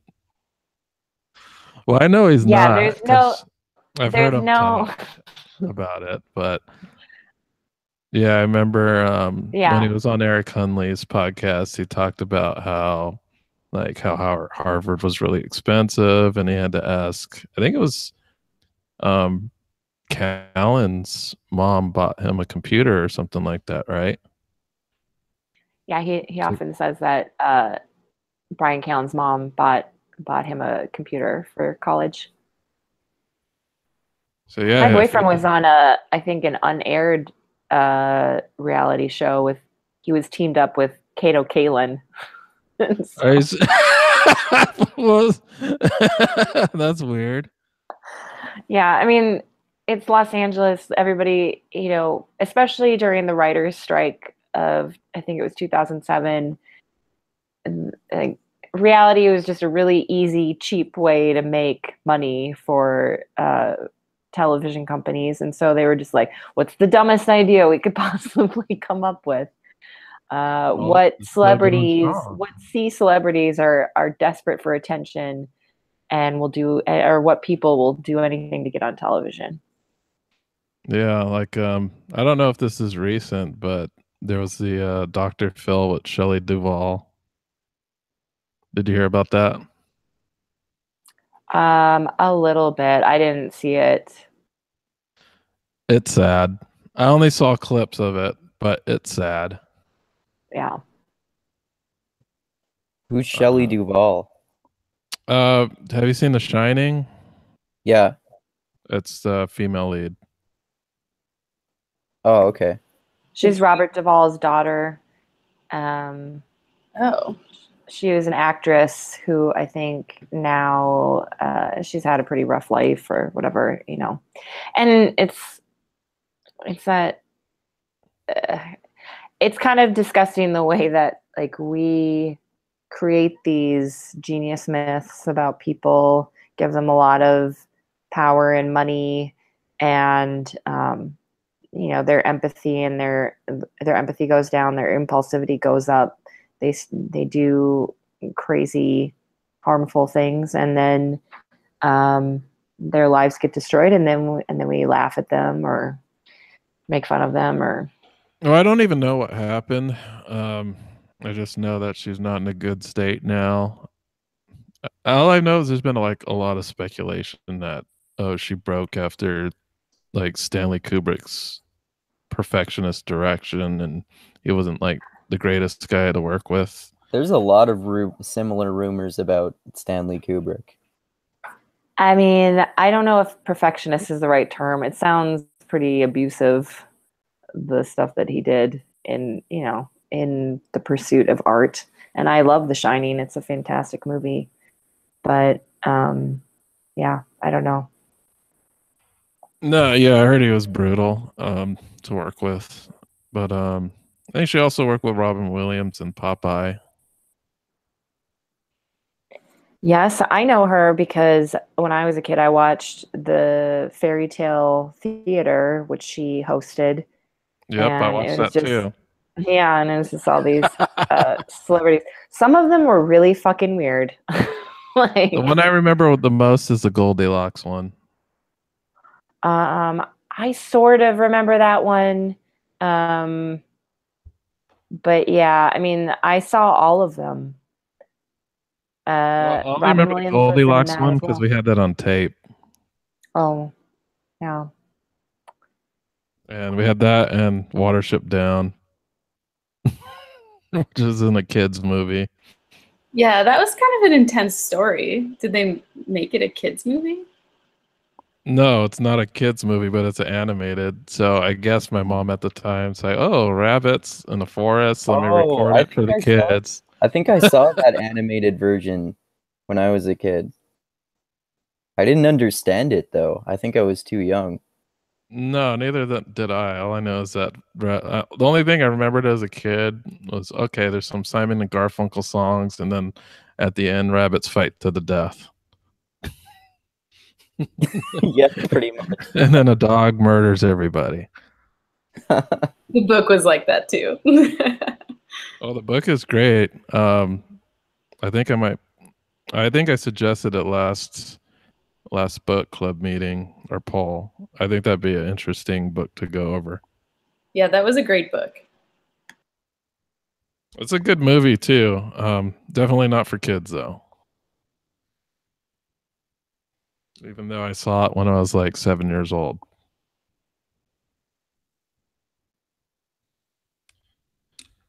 But yeah, there was a lot of the thing too. I think there was just more nightmare bait as the child, or nightmare fuel. I think there's a lot less of it these days.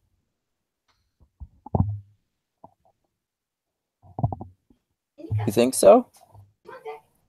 Yeah, like movies that were supposed to be for kids, but there's a lot of like weird stuff in it. Oh, okay.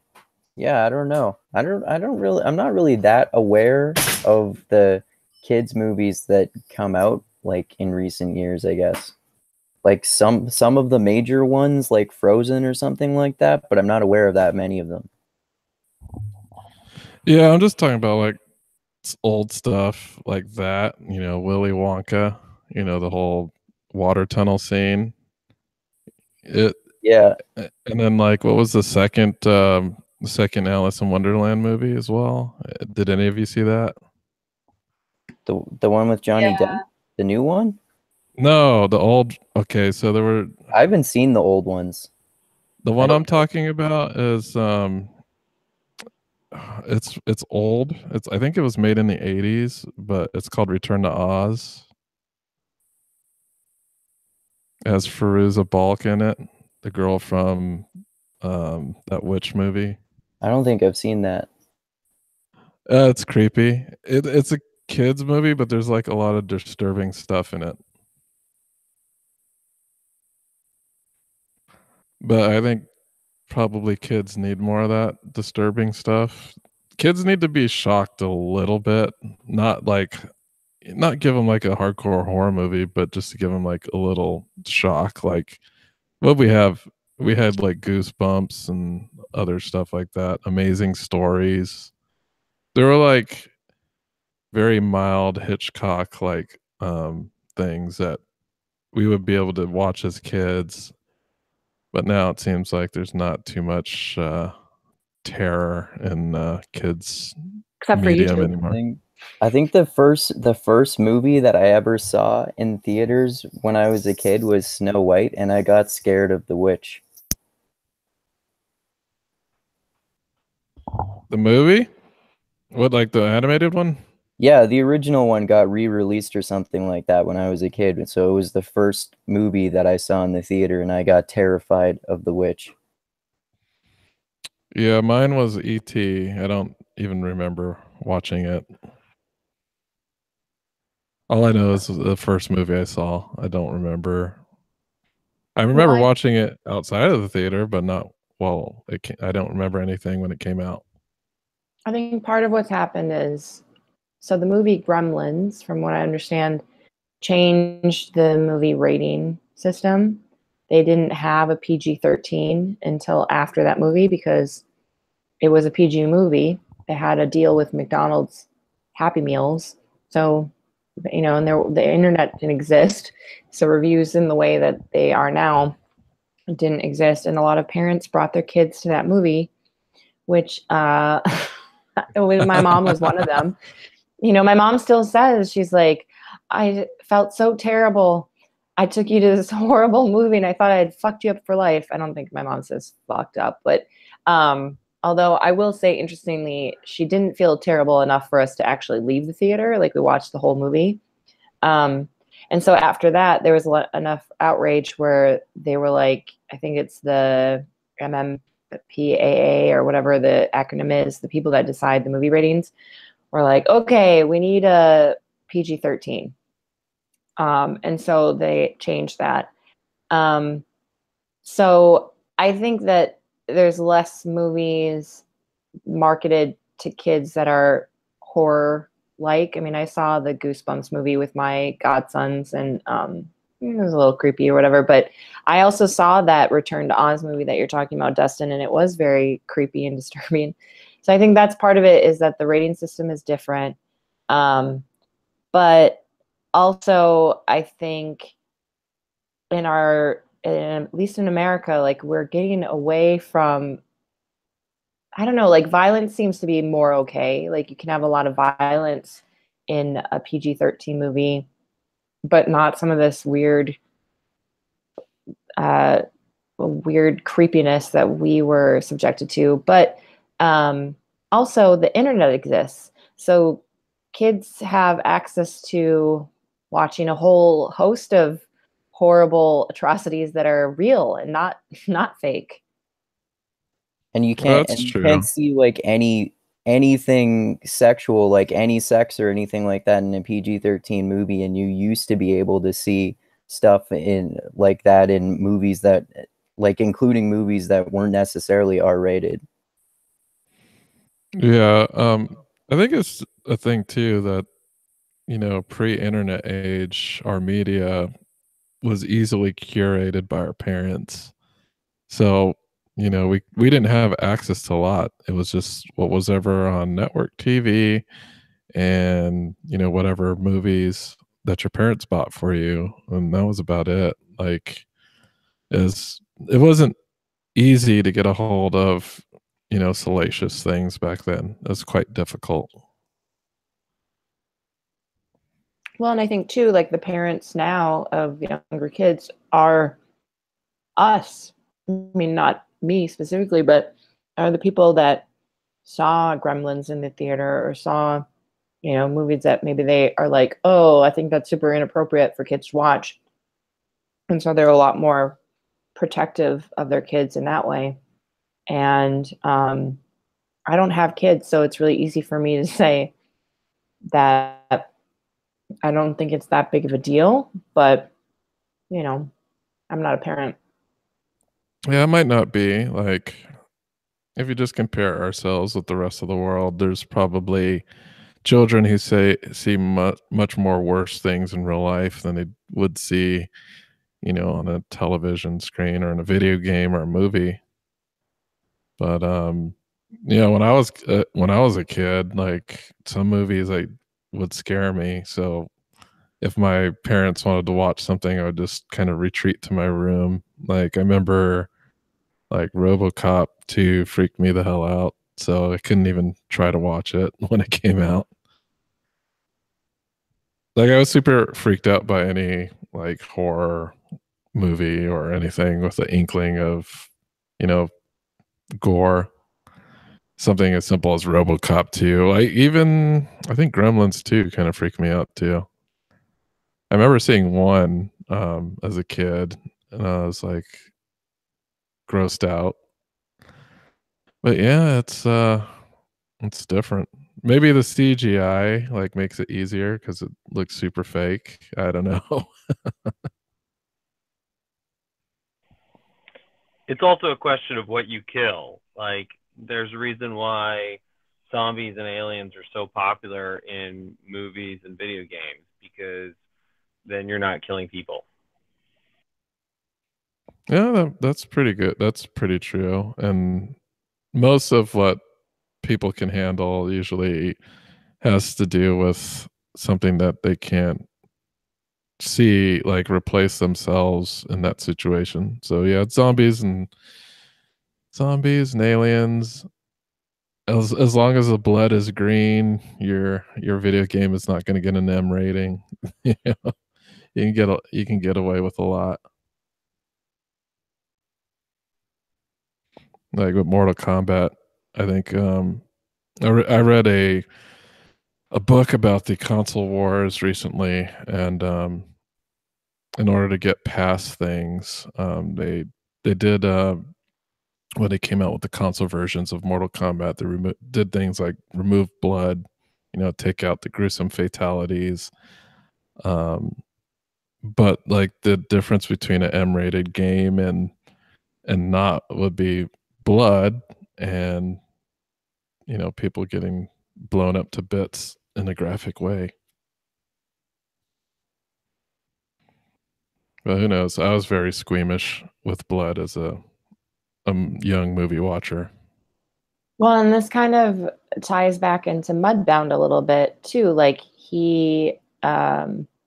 Jamie gets the silver, what is it, the silver star or whatever, for doing all these things and killing all of these Germans, whatever, and yet he didn't see a single one that he killed. Yeah, and he seemed to be much more affected by PTSD than Roncel was. Roncel did have the shakes, that was shown, but he didn't, devolve into an alcoholic stupor like Jamie did. And yeah, I think, I mean, because he could like he avoided the type of farm work that Ronzel did, right? And like he had more of an ability to do that probably. Wait, what? I missed the beginning of what you said. Because like how his father wanted him to work on the farm too, like what Ronzel was doing, but he had maybe more of an ability to avoid that, and he did avoid that, obviously, right? Well, Jamie works on the farm a little bit. I mean, he's supposed to anyway. That's kind of he built the shower. Yeah, he built the shower. But it's pretty clear that he disappears for days, does whatever he wants. I think that's part of the scene with him and Henry of the fight where he knocks over the milk. And he's like, how much do I owe you? $1.50? Let's call it $2, because he's getting his officer pay still, I think, from being in the war. And so that's a little bit of it. Like, he wanted to be an actor. He went to, where was it, Princeton or something, to be an actor. Whereas he never wants to be a farmer. He doesn't want to do any of that. I want to go to Los Angeles. Yeah, Los Angeles. But I totally forgot that he wanted to be an actor. Yeah, well, there's a lot going on in this movie, so totally understand. A lot at the very end. Well, in the very beginning, he has kind of like a performative and charismatic nature to him, so that kind of set the seed there. Well, he says when he's meeting Laura, Henry says, "This is my brother." He thinks he's one of those characters in one of his plays, and he's like, "Which character is it, dear brother?" Blah blah blah blah blah. And then Henry says something about like the one that will give you a decent wage or something, and Laura says, "I think you're more of a puck." What that is, and they're referencing A Midsummer Night's Dream by Shakespeare. And so that's all that you get about his actor storyline. But yeah, that to me felt like they were just establishing that both of them like had an education that they could kind of draw on, like, and as like a relationship. I didn't even like pick up on the acting thing really. Yeah, like, I mean, that quick or what, but yeah, I mean, I think that's part of the trying to condense the book into a 2-hour film was, we need to pull in all these details. He needs to have a backstory, blah, blah, blah, blah, where it doesn't necessarily matter for the movie that Jamie wants to be an actor. All you need to know is that he very clearly does not want to be a farmer in Mississippi. But what the point that I was trying to get to is that he feels very shameful about the fact that he killed so many people that he never sees. And so on the one hand, we've created this, we or our culture has created this where it's okay to kill zombies, it's okay to kill people that don't really exist. But then that is a really difficult part for Jamie because it goes against his cultural values. His father says a man should look another man in the eye or know who he's killed or whatever it is. And Jamie says, he's right. Dad is right. We were 4 miles up, dropping bombs. I didn't see any people, just knew that I killed them. And then all of a sudden I'm a big war hero and he can't handle that. And so I don't know if it's that Ronzel has less PTSD than Jamie does. It's just different because Ronzel does say at the end, the nightmare is always the same. I'm in the tank, getting blown, shot at, and his friend. It's very similar. There's a lot of mirrors in this movie. Ronzel has a very similar experience to Jamie, where his friend, his his fellow soldier in the tank gets shot in the head, just like Jamie's co-pilot does. But it's different for Ronzel because in Europe, he was not subjected to the racism that he feels in Mississippi. And so when he goes back, he has that just burgeoning anger. Whereas I think for Jamie, it's not so much a burgeoning anger or rage that he's dealing with, but it's shame that he's struggling with. Yeah, and with that that point about African American servicemen experiencing less racism in World War II, does anybody remember the way back when classic episode of the Brian Callen Show with Werner Solors, author of it would be really much better if I remembered his name.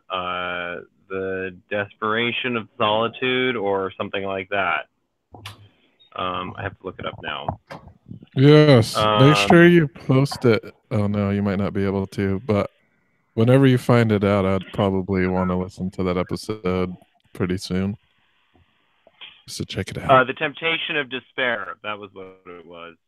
And it was basically the story of the end of World War II told from the German side. And, there were, the two things that really struck me from that episode was that, yes, African-American servicemen experienced less racism in post-Nazi Germany because, the racial categories and the taxonomy that they had was obviously around Jews and Aryans, and like Africans didn't even really fit into it. It wasn't a big part of their daily experience, which, that's also the interesting thing is that, obviously a lot of prejudice relies on not knowing people from that group. But, when there's literally none of these people even around, it becomes very hard for you to even have an active prejudice. It's like that Borat line where he starts talking about Uzbek assholes. Like, most of us know so few Uzbekistanis that we don't have an opinion one way or the other about Uzbeks. And then the other thing that Werner talked about a lot was the rape of Berlin, where basically the Soviets and the Americans unleashed their troops to go and rape all the German women and didn't do much to punish them. And I can't remember, hundreds of thousands of women were raped. So, not something that fits into the narrative of World War II as the war that was the good war for Americans and Russians. Yeah, and that reminds me too. If you want to hear a bit more about the rape at the end of World War II, there was a recent episode of Thaddeus where he talks to, I think, Heidi Williams, and they talk about, the situation with rape post occupation Germany. And Thomas Sowell does cover it a little bit in Black Rednecks, White Liberals as well. Yeah, it's episode 171 of the Brian Callen Show. All right, great. I'll probably listen to that tonight. Sounds interesting. Yeah, it's actually a really good book because it's just, of course, all the things that are conveniently deleted from the American account of World War II. And one of the most important things is, I actually want to bring that quote up. There's a great quote from General Eisenhower all about how, we keep hearing that the American serviceman doesn't know what they're fighting for. Well, now they will know. And that was basically his comment after they discovered the concentration camps, because the concentration camps weren't discovered until the end of the war. And so now, very often the narrative that you hear of World War II is that it was fought because the Nazis were so racist and anti-Semitic. But they didn't know that when they were going into the war. The justifications were the attack on Pearl Harbor, and, the militaristic aggression. But, this discovery of the real sort of why this was a good war and a moral cause was only discovered after the war. Wasn't part of the justification for the Nazis also their treatment after World War I with their reparations and stuff like that? Yeah, I mean, they thought that they had been, savagely wronged. And so, again, like any human conflict, there are these two conflicting narratives that include certain elements and delete other elements. So obviously it's, not convenient for the Europeans or the Americans to think about the ways in which they helped create the grounds for Hitler to rise to power. I mean, I've been thinking about this in the last couple of days, talking with John Aguilar about Gaza. And the reality is that someone like Bibi Netanyahu is the greatest ally of Muslim extremism. Because when you look at how young men are radicalized in the Muslim world, it's again and again the treatment of the Palestinians. So if you want to deny them narrative fuel, then you should start treating the Palestinians better, because then it becomes harder to radicalize people. And that's the way these conflicts work, is that the extremists, help give each other power.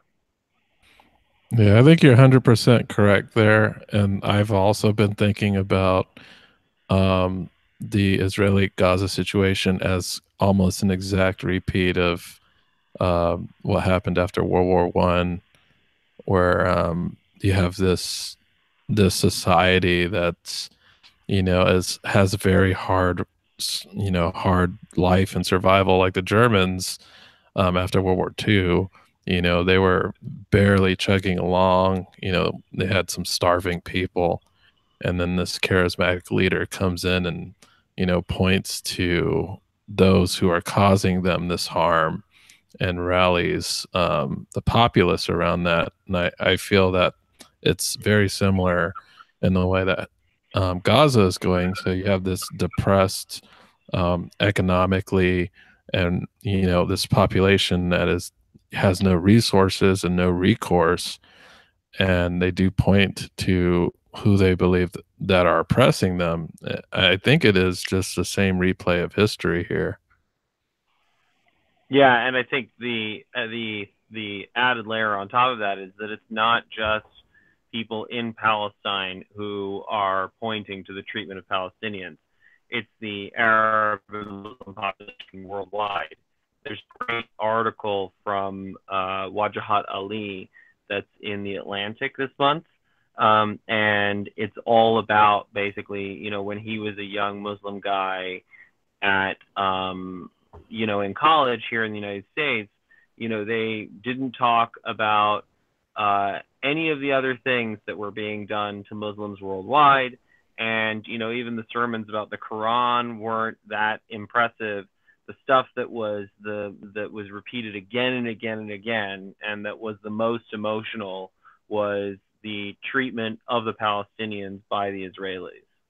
So it's not just that it's being used to radicalize Muslims within, Palestine, but worldwide. And, at a certain point, you have to be honest about whatever, Bibi Netanyahu and Likud's intent is.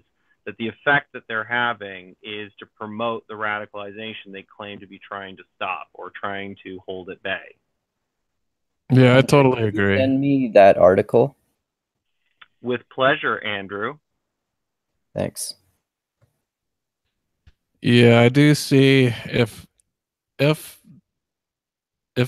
history plays out as it has, and these two sides um, don't de-escalate into a relationship where they can come together, talk, and do some type of rehabilitation of relations, I just don't see it going in a good place. This feels like, I don't know if anybody watches Doctor Who, but there's a Doctor Who scene from one of the more recent episodes where they basically say, like, we fight all these wars and everybody has to get all of their like aggression out before they do what they were going to do in the first place, which is sit down and talk. But the war has to be fought first for some reason because we're humans. So that's how I feel with this situation. Yeah, but one of the great things about being human is that we have the ability to play out scenarios in our head. And at this point, we have enough history at our disposal that we can already play out how this is going to go. And therefore, we can choose not to do it. Like, yes, to some extent, you have to burn your hand on the stove to know not to touch the hot stove. But when enough people have burned their hands on the hot stove, like maybe we can just all sort of understand and generalize the principle that we shouldn't do that. Well, and if we made de-escalation a part of our learned shared culture, that would make a huge difference as well. Yep. And also celebrated it. I think a lot of it comes down to the norms, right? So there are these norms that, you're being tough on terror, and that, you signal how much you love your homeland by how aggressive you are in, fighting off the people who have, done things to your side. And what we want to evolve is a global culture with shared norms where we realize that that's not virtuous, because you're not actually being a good international partner or being smart about your own security when you are attacking people. You're just escalating the situation. And we should evolve anywhere and everywhere we can, in terms of our families, in terms of our communities, and ultimately in terms of international relationships, norms that it's actually not to be celebrated. Like, oh, you're escalating the situation, you're provoking things, you're driving people to become more and more radicalized. You're an idiot. Like, the smart thing is to be trying to de-escalate and find shared common ground. This is why. Oh, sorry. Go ahead, Kate. You go ahead, Andrew. I was going to say, this is why my mindset on this has, I would say, evolved, or at least changed over the past couple years, from when I used to be a militant atheist in terms of Islam, because like the Islam is involved with terrorism, but blaming the whole problem of terrorism on Islam is a really extremely parochial and like stupid way to look at it. Well, it's just also decontextualizing. Like, for someone to try and pretend that, African American, rates of crime and violence come entirely down to, hip hop music, which is a big part of that urban culture, would be fucking idiotic. Like, a large part of reasons why rap makes people violent. Yeah, that is a narrative that exists in certain people who are very parochial and, divorced from reality. The weird thing is that the whole atheist narrative does very well in liberal circles. And, that sort of understanding of Islam that you're talking about is massively decontextualized from the on-the-ground reality of what the experience is of most Muslims, and especially Muslims in Palestine. in the same way that it is massively decontextualizing to try and pretend that, oh, these people are really poor who live in, in poor neighborhoods in the United States. Oh, they don't have good educational opportunities. Oh, what options do they have? Oh, actually, stealing, robbery, murder, these might be their best available options. So It's logical behavior given their circumstances sometimes, right? yeah, well, of course. I mean, if you're cut off entirely from the legitimate economy because you don't have the education and because you're actively discriminated against, what other opportunities and resources do you have to get paid and to get laid?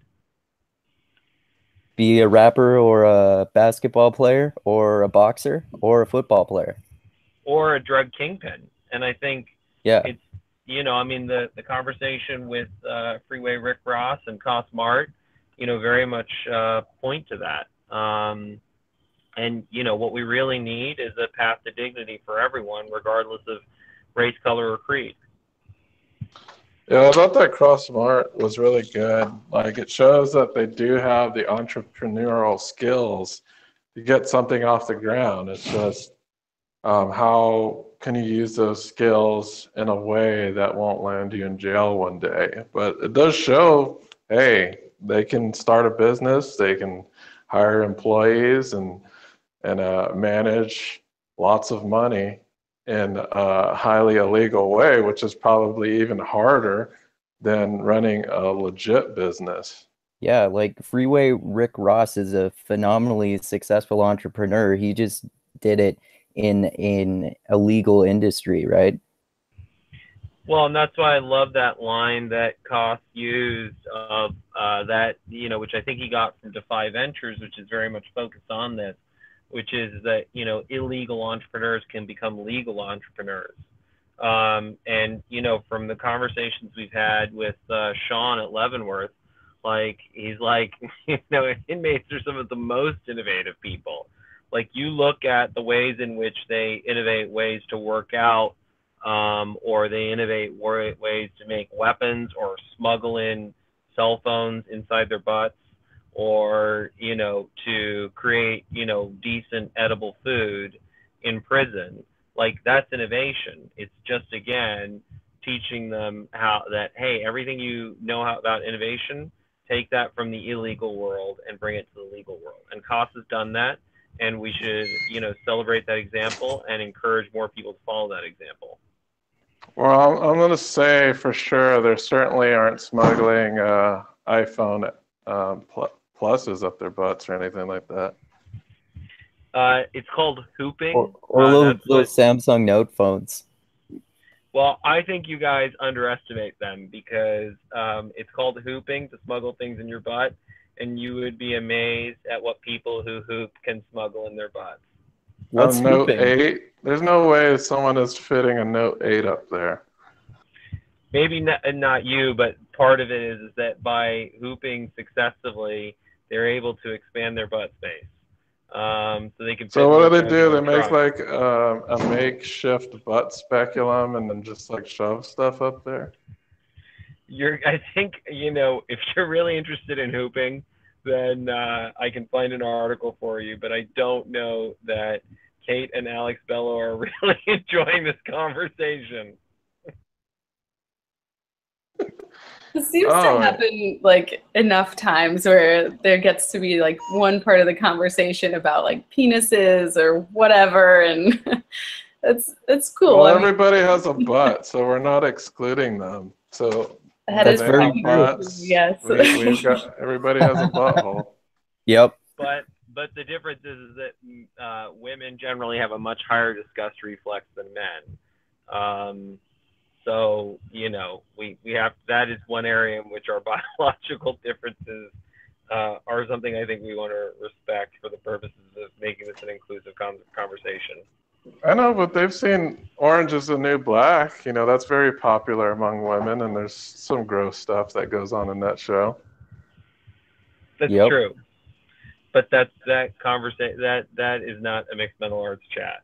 So I listen, if you want to do a mixed mental arts chat entirely dedicated to hooping and butt stuff, Dustin, we can probably do that.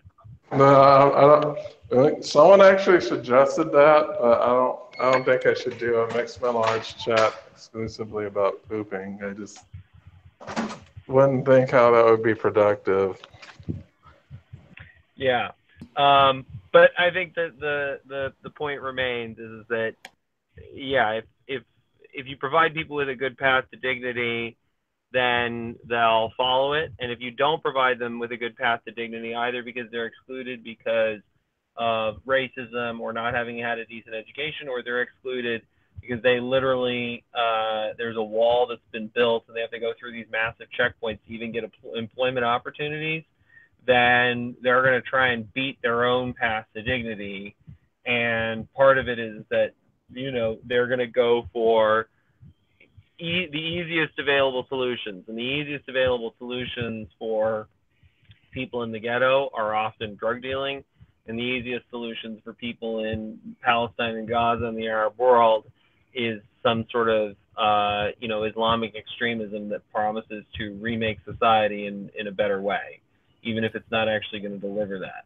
And sometimes in the Islamic world, the terrorist organizations like Hamas, for example, they do things to help the community, which makes them more coercive, and it makes it more appealing to people in dire circumstances in particular, right? Yeah, it's the same thing as, what Pablo Escobar did, in the sense that, they provide pension funds for people who have served them. They provide support. They provide all sorts of community functions. The same thing is true with the Vori Viskonye, the thieves-in-law in Russia. They actually had their own pension fund. Like, they were a mafia gang, and they had a pension fund that everybody had to contribute to, called the Obshak. So what criminal or revolutionary groups is their alternatives to the nation state. And they start to try and provide many of those functions. So they will mentor and educate people, and help bring them in. They'll often provide, social services like welfare or pension funds, or even taking care of widows. They'll provide community centers like Pablo Escobar, and they're just not fully formed nation states. They usually don't have a very strong rule of law, and they don't have very strong institutions. But people aren't dumb. They're often choosing what is honestly a better option for them than currently what's being offered by the nation state.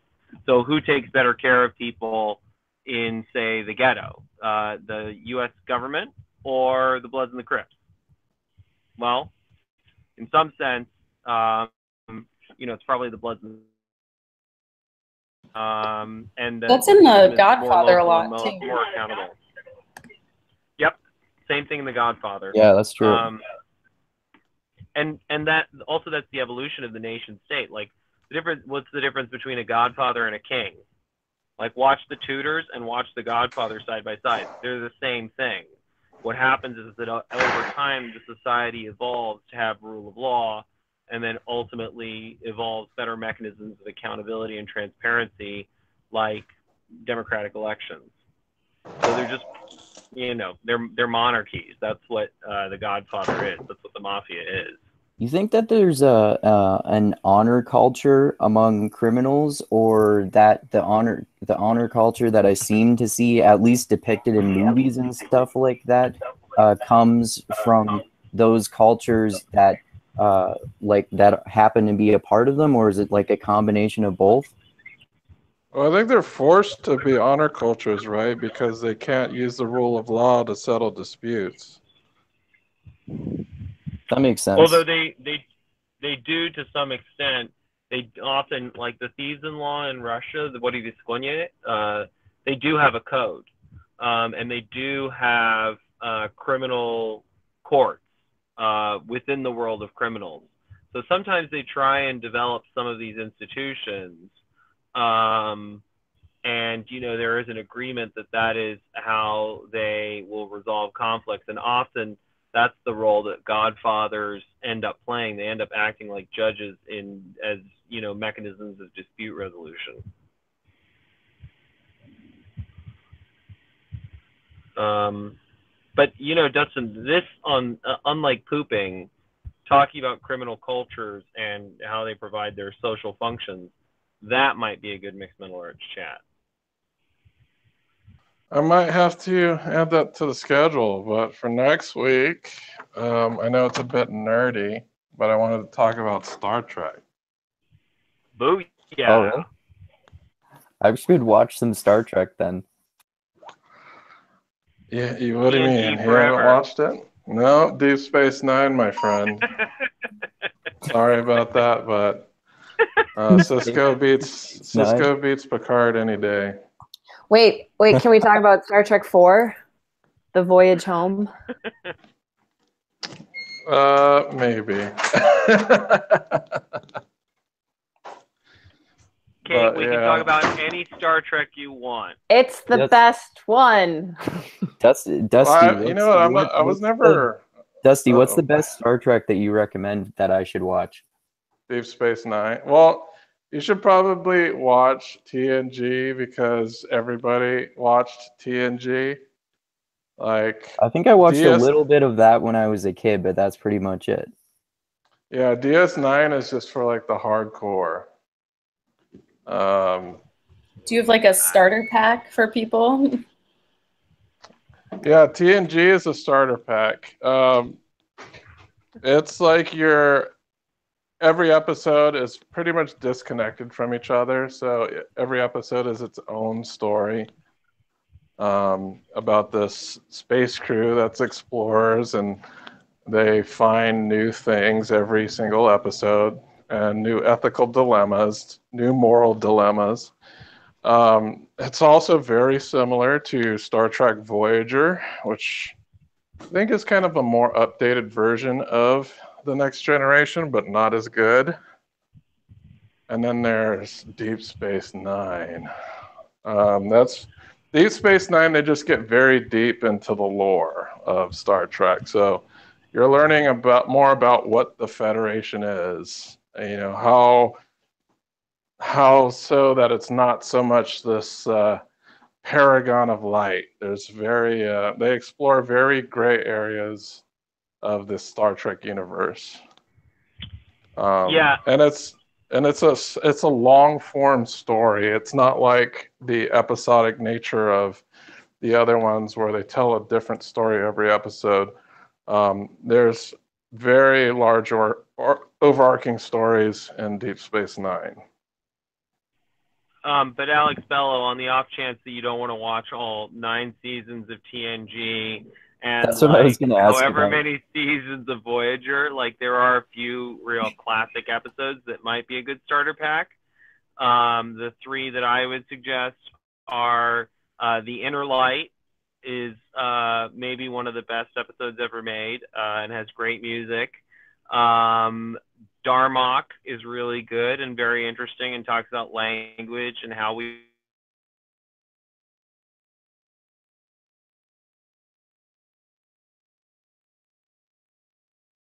drumhead. Then I think you'll have an appreciation for why people really love the show. What was that last one you mentioned, Hunter? The Drumhead. Okay, and are those Drumheads? Are those Drumhead TNG is a very episodes? popular one. Are those TNG episodes? Yeah. Yeah, those are all TNG episodes, and TNG is all on Netflix. Well, what about Command and Control? Also a great one. Those were just the 3 that came top of mind as good solo episodes as well, without you having to, really get into all the characters and all the big arcs. But if, you watch those 3 episodes, I think you'll have an appreciation of why the show is so smart. Yeah, if you want to get like more humorous episodes, I don't know what they're called, but there's one where Data has like a child, I guess you could call it that.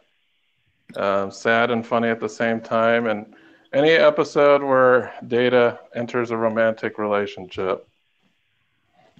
Dustin, I don't want to make you do more work, but would you put some notes in like the event information, like about episodes or whatever? Yeah, for sure. I can certainly put key episodes in the synopsis for the event details. I'd Well, and appreciate also- that. Connor, you're gonna have to give me those 3 because I was walking around and you got cut off a bit. I Oh, know no, you it's said all the right. drumhead. Yeah, the drumhead, Darmok, and then the Inner Light, which is the Inner Light is the flute episode. And Oh, then, yeah, the flute episode. and then if you make a Facebook event page too, people can post in the comments as well. I'm way more Yeah, I can familiar ask. with movies. Yeah, I can. And also, I wouldn't overlook the original series too. I mean, it's Yeah, I'm not cheesy, but super. I've I'm not been super rewatching familiar it. with it. I've been rewatching it, and it's I think it's still really fun, and it was groundbreaking for its time. Certainly, and I don't have too much experience with the original. That's because whenever I watch it, it's like super goofy. But the ones I'll watch select episodes. Like I know the one I watched is when they go to a planet that's like supposed to be like the 1920s in America, so it's like all the gangsters and stuff. But I haven't like sat through and like watched it. Yeah, my boyfriend has been rewatching it, so I've seen a number of episodes. My dad watched it a lot when I was a kid too, so I've seen it. Yeah, I mean, it's not a perfect show. It lasted before it got canceled, but I think had the first interracial on-screen kiss. I think that's You're true. right about that. You are correct.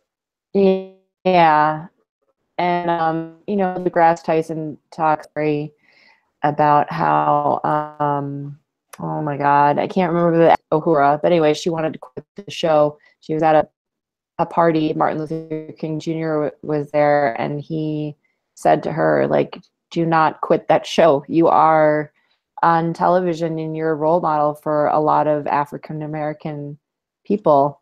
You're doing great work. Yeah, I'm really, really glad she stayed with the show. She was definitely an integral character. And, Gene Roddenberry, awesome for starting up something like that shows what the future could be like.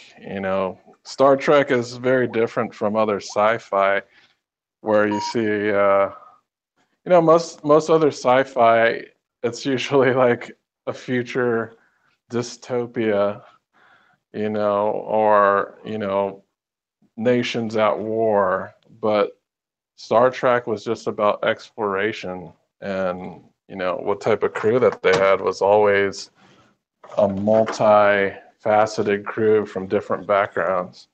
And one thing I forgot to say is that I thought, this was about Mudbound. I thought, what was his name? The guy who bought the farm, Henry. Mm-hmm. I thought Henry looked like Miles O'Brien from Star Trek, who is the engineer in. He is, yes, the dad and the commitments too, I think. Yeah, I mean, I'm guessing. So that's Jason Clarke. He's Australian. Yeah, he looks like Miles O'Brien from the Star Trek universe, who is this. He was kind of like the Scotty of TNG. Yes. Yeah, well, I was just gonna say I wouldn't be surprised if they didn't share some like ethnic commonalities because Jason Clarke's Australian, so maybe he's Scotch-Irish as well. And Miles O'Brien is Scottish, I believe. Scottish Well, they or just kind of Irish. looked. Yeah, they just kind of looked similar. Yeah. It's gonna have that look. There was one thing I wanted to say too from a long time ago about Mudbound. What you guys were saying about how it was really hard to watch some of the atrocities and the horrible stuff that was going on, and sometimes you prefer it in a documentary kind of thing.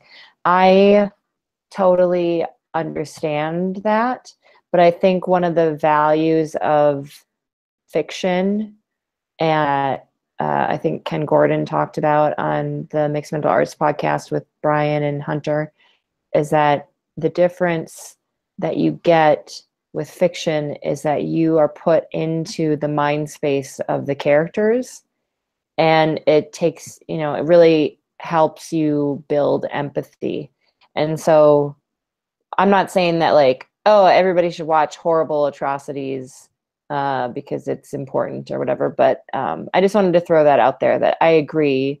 Like, I watched Mudbound again yesterday, and I ended it before the last 25 minutes because I didn't want to fall asleep right after watching that horrible part.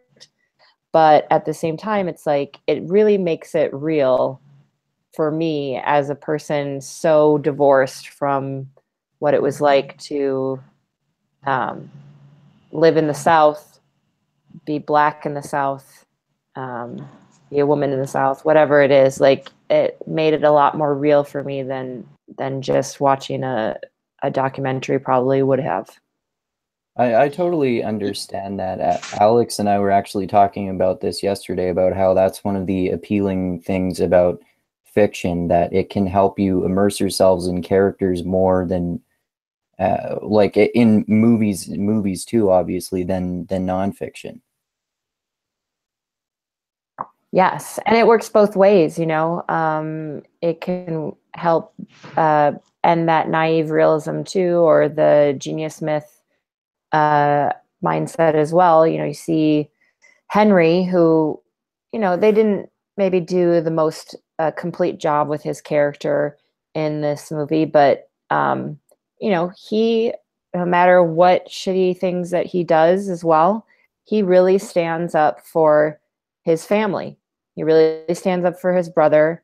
He really stands up for his wife. In his mind, he's doing what he thinks is important. And so, in some other movies, like, for instance, I don't know, The Silence of the Lambs, or, where you get more of into, like, I think it's the Woodsman, the one about the Kevin Bacon plays a pedophile.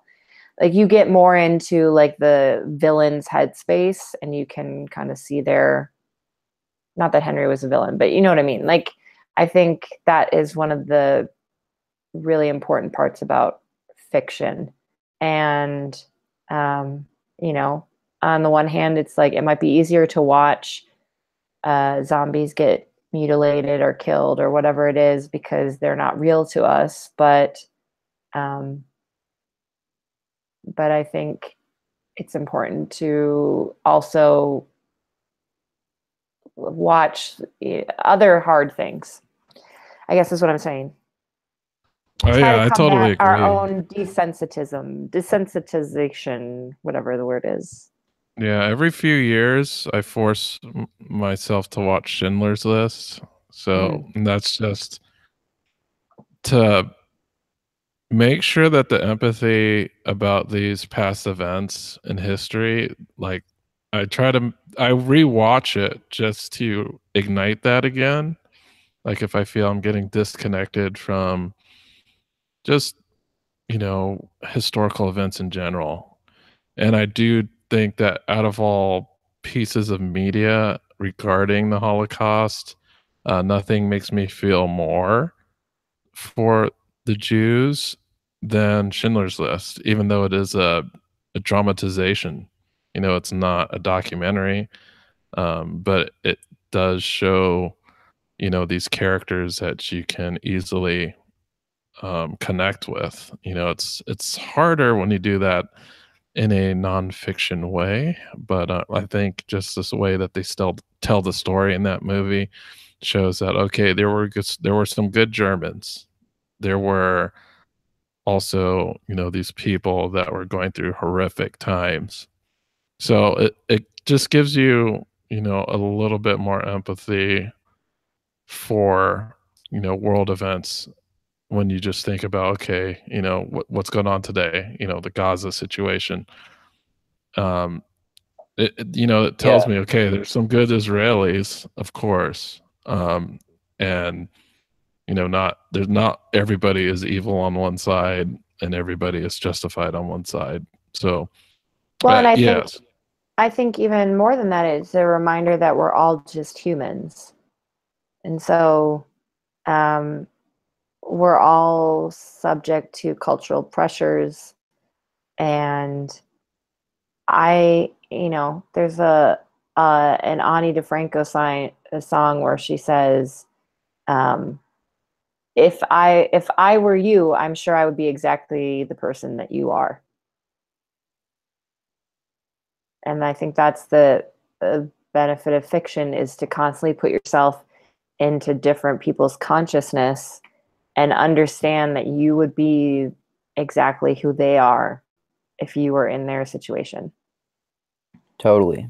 So I got cut off a little bit, but I just wanted to say that, Kate, I think you're entirely right about the value of that. And I actually felt a little guilty skipping parts of that just because I know that that is a valuable aspect of fiction. But I did it anyway, so. Good. Goal accomplished to make you feel guilty. No, I'm just kidding. Yeah, no, I mean, I'm not saying, like, there's lots of things that I don't want to watch. And then I get irritated with my boyfriend because he's made me watch something that I really don't want to. So yeah, it's whatever you like. think. With me, like, the reason that I didn't like the violent and like disturbing aspects of this movie is like everyone was talking about before, how when it's zombies or something like that, it's easier to process the violence. So I like violent films if it's something like zombies or something like science fiction, like something like that. But it's like, I don't want to be reminded about how violent humans can be towards each other unless it's in like some action movie and there's some like imaginative scenario or something like that. You know what I mean? Yeah, no, totally. I mean, I like good action film, fight scene as well. But I just think it's important to have a little bit of balance. Like, to remember that these things are happening, do happen. And yeah, I don't know. But I don't want anyone to feel guilty because they don't want to watch it or can't handle it, because I totally understand that. Like I said, like last night I turned it off 25 minutes before the movie was done because I was like, well, I'm going to go to bed now. I don't want to dream about someone getting strung up and mutilated. Yeah, it's not like real guilt. It's just like I know, like, it's there. I know there's so in DC we have a Holocaust museum where the whole premise, you don't just walk through the museum, you actually get like a person, like a character that or a person who actually existed, and you follow their life and their journey through the camps. And at the end, you find out if they lived or died or what happened to them. And it's like very emotional and very, very well done. But they struggle with attendance sometimes during the year because people don't want to do that on their vacation. And it is very emotional. So it's a good thing to do, but it's hard to do at any time of the day, I guess, or any time of the year or something. Yeah, people don't want to spoil their vacations. Right. Absolutely. And I think that's understandable as well. And like anybody for what they can handle. I mean, there is now a lynching museum. I don't know if that's the right term for it, but in Alabama, I believe. And some of the response was negative because they felt like it was rehashing the past, talking about things that you should just let sleeping dogs lie, or, it's going to make trouble, all of this. And I think that that's important to remember, that we have the concept of kintsugi. So it's like you can make a beautiful film like Mudbound, although flawed. It's beautiful and worthwhile seeing. is going to give certain people a view into life in the Mississippi Delta that they wouldn't normally have. And I'm talking about myself specifically. And then, like the thing about Mudbound that really I kept thinking about was how hard life was there, whether you're white or black. It was really hard. And that was something that I hadn't really considered before because, like I said, I got a very much more romanticized view of antebellum South. Of course, very difficult for slaves, but like never really talked about so much how difficult it was for white people as well. Not that it excuses anything that happened, but it just gives you a different viewpoint. And so, yeah, so that's my only point, is that I totally understand what you guys are saying, but I think also there's benefits, and you can make kintsugi out of these experiences. Yeah, I also had a Totally. thought about what you were saying about the Holocaust Museum and the lynching museum. Uh, just to think about it, I think it would be very difficult for a society or a region that had like participated in atrocities to have a museum about those atrocities. Like, I would understand it if the museum was probably maybe in a northern state where there was a lot less racial tension. But if you think about Germany, as I know the death camps themselves are museums. Like you can visit Auschwitz, but I don't know, like if you go to like a population center in Germany, if they have like actual Holocaust museums and things like that. I'm not sure about that. I do know that Constitution Hill in South Africa exists. We wrote about it, I think, in the Red Belt. So Mandy Ainsley, our mixed mental artist friend from South Africa, soon to be Los Angeles, she told us about that. She wrote about it. It's a apartheid era courthouse, I guess, or jail where they they jailed black people a lot of times for being black. And now they've turned it into the new civil rights courthouse. And so, obviously South Africa has not totally solved all of their problems by any stretch of the imagination, but they have that museum in South Africa. And at least from her perspective, it was very beautiful and moving place of kintsugi. Yeah, I see that too. And I know there's like a different dynamic as well in South Africa because now is South Africa majority black? I I don't know. Yeah. I would guess that it maybe always was, Okay. but I don't know. I can't Most really. people who I've met who have moved here from South Africa have been white, but some of them have been black too. I mean, I think that the wealth is more amongst the white people in South Africa. Um, yeah, I don't know. It's hard for me. Like, I really know so little. It's too bad that Hunter's gone. He would be able Yeah. to talk about all this stuff. Um, but yeah, I mean, I agree. It would be very hard for the culture that experienced that atrocity or whatever it was to try to make the kintsugi, but I also think that that's absolutely imperative that that happens. I posted an article about the lynching museum, and there was a quote from one of the people that had created the museum, and what he said, I'm going to totally just murder this, but what he said was basically, it's not about placing guilt or blame. It's just, this is something that happened that we need to talk about so that it doesn't happen again. And so I think a lot of us have these feelings about what happened.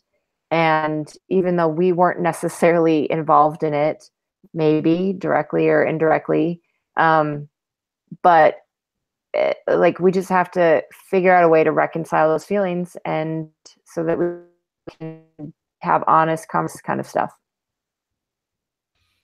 Well, that's interesting just to think You know, about. the book Mudbound. I was just going to say real quick, you know, the book Mudbound was written by a white woman.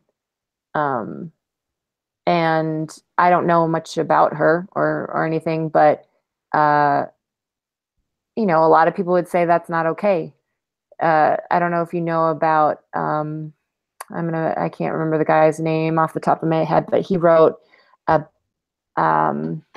oh man, I'm gonna have to look it up. But the author that wrote the book Sophie's Choice also wrote a book about the Nat Turner. He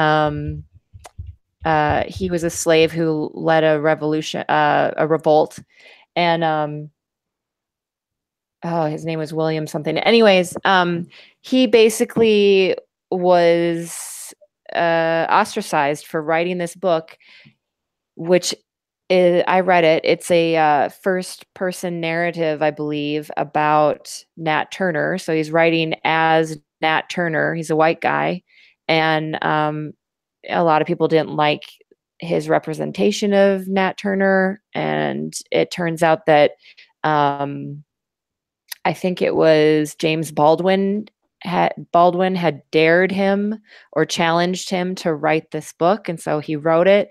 And the response kind of sent him into this deep depression because people weren't happy with it or what have you, you know.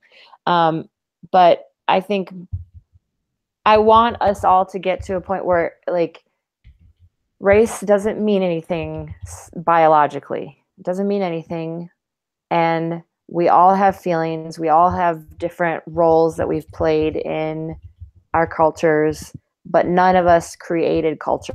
We're all subject to it. So let's talk about all our feelings, give people the benefit of the doubt when necessary, so that we can have these conversations and talk about things so that they don't happen again. So that, like Hunter said, we can learn from our mistakes and learn that we don't have to fight wars to get to this catharsis so that we can finally make peace.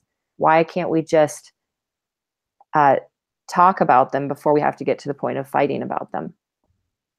Well, I think an interesting point too, about, you know, trying to handle reconciliation is, I know you mentioned the South African model where they approach it in a different way, not about like guilt, but more as an understanding of history. And I feel that maybe we probably should do more of that here. Sometimes I don't feel that is the motive at times, but yeah, maybe there's something to look up to there. Can you say more about that? Like, you don't think that's what we do here in mixed mental arts, or? No, not mixed mental arts, not at all. I'm just saying, like, writ large, the country as a whole, or even the South. Just taking a look at, you know, your mainstream media polarization regarding racial issues and things like that. Like,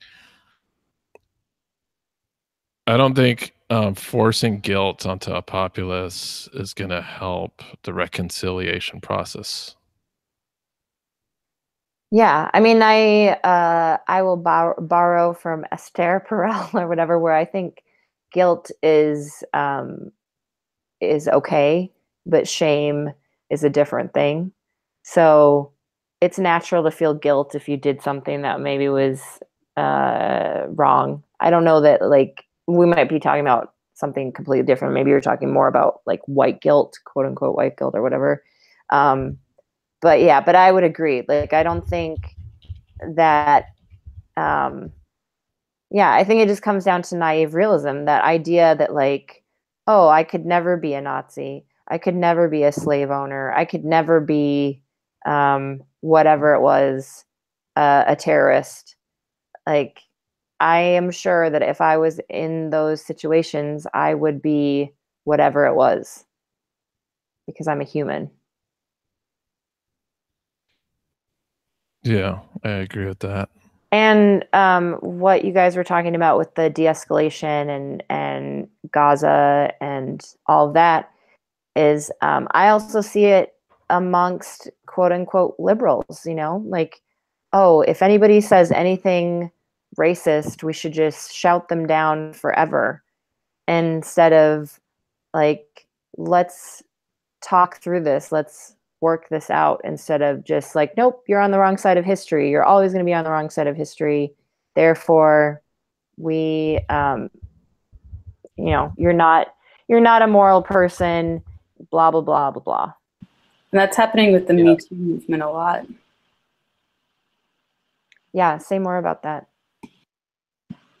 I mean, at least recent, like in the beginning, I think it was people outing, you know, like chronic sexual abusers and people who did really horrible things. But now I've been seeing more and more people getting called out for like pinching butts in the 60s and like rounding up a bunch of 70-year-old men who were just sort of part of the culture that they existed in is not really going to help improve anything right now. So I don't know. I don't know where the movement needs to go, but I don't think that that's helpful. Yeah, I mean, I think, you know, I have a lot of feelings about all of these things, and a lot of them they fight each other. They're conflicting. I think really what it is that no matter what topic we're talking about, is we need to create spaces where it is okay to talk, like safe spaces to talk about these things, where I can say, hey, I dressed up like Diana Ross when I was 12. And, you know, if I did that now and put it on Instagram, I would be, you know, a pariah. But let me explain to you how much I loved Diana Ross, how I didn't understand. I didn't know what blackface was. Like, where we can just all give each other the benefit of the doubt and understand that we are humans, and that if we were put in a lot of these situations, we would react the same way, instead of there are evil people, there are bad people, there are racist people, there are sexist people. You know, I think I said to Ed Kennedy, you know, as disgusting as it is for me to think, if I were Bill Cosby, I would probably be Bill Cosby. You know, what does that kind of fame and money and adulation and whatever else, you know, whatever else happened in his life and whatever, you know, do to a person? Doesn't mean I excuse it, doesn't mean I'm okay with it, but we have to do what Gary Nesser, I think was his name, the FBI hostage negotiator, was talking about, and just learn about de-escalation and creating spaces of empathy with each other. You know, becoming like doing what Daryl Davis does. And places of learning, like you being a 12-year-old, you don't know the entire history of the United States and like what all of these other people who are dead did. I mean, I did. No, I'm just kidding. So like there are times where people, like, you have to learn that stuff through experience sometimes, and some, you know, people don't give people the chance to learn that, because then it's like flip-flopping or something. Yeah. Whether you're 12 or 70, you know, like I told a story about my grandmother, who I always thought was so racist, and not that she wasn't, and not that it excuses some of the things I heard her say or whatever, but then I realized she had never really left the country. She had never been exposed to a lot of these people, just like Jamie and Roncel or Florence and Laura.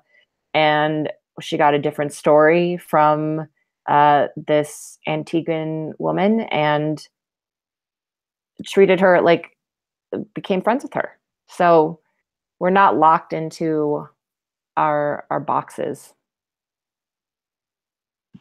Yep, I agree. I'm so glad we agree. Yay. Yeah, that's that's the goal, right?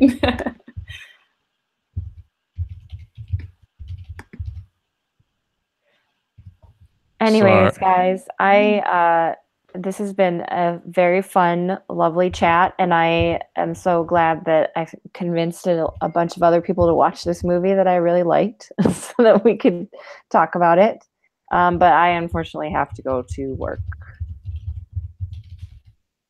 So thank you all. Cool. Yeah, thanks for having me, guys. I loved the movie, Kate, and I think we should do more movie chats. They're fun. You know.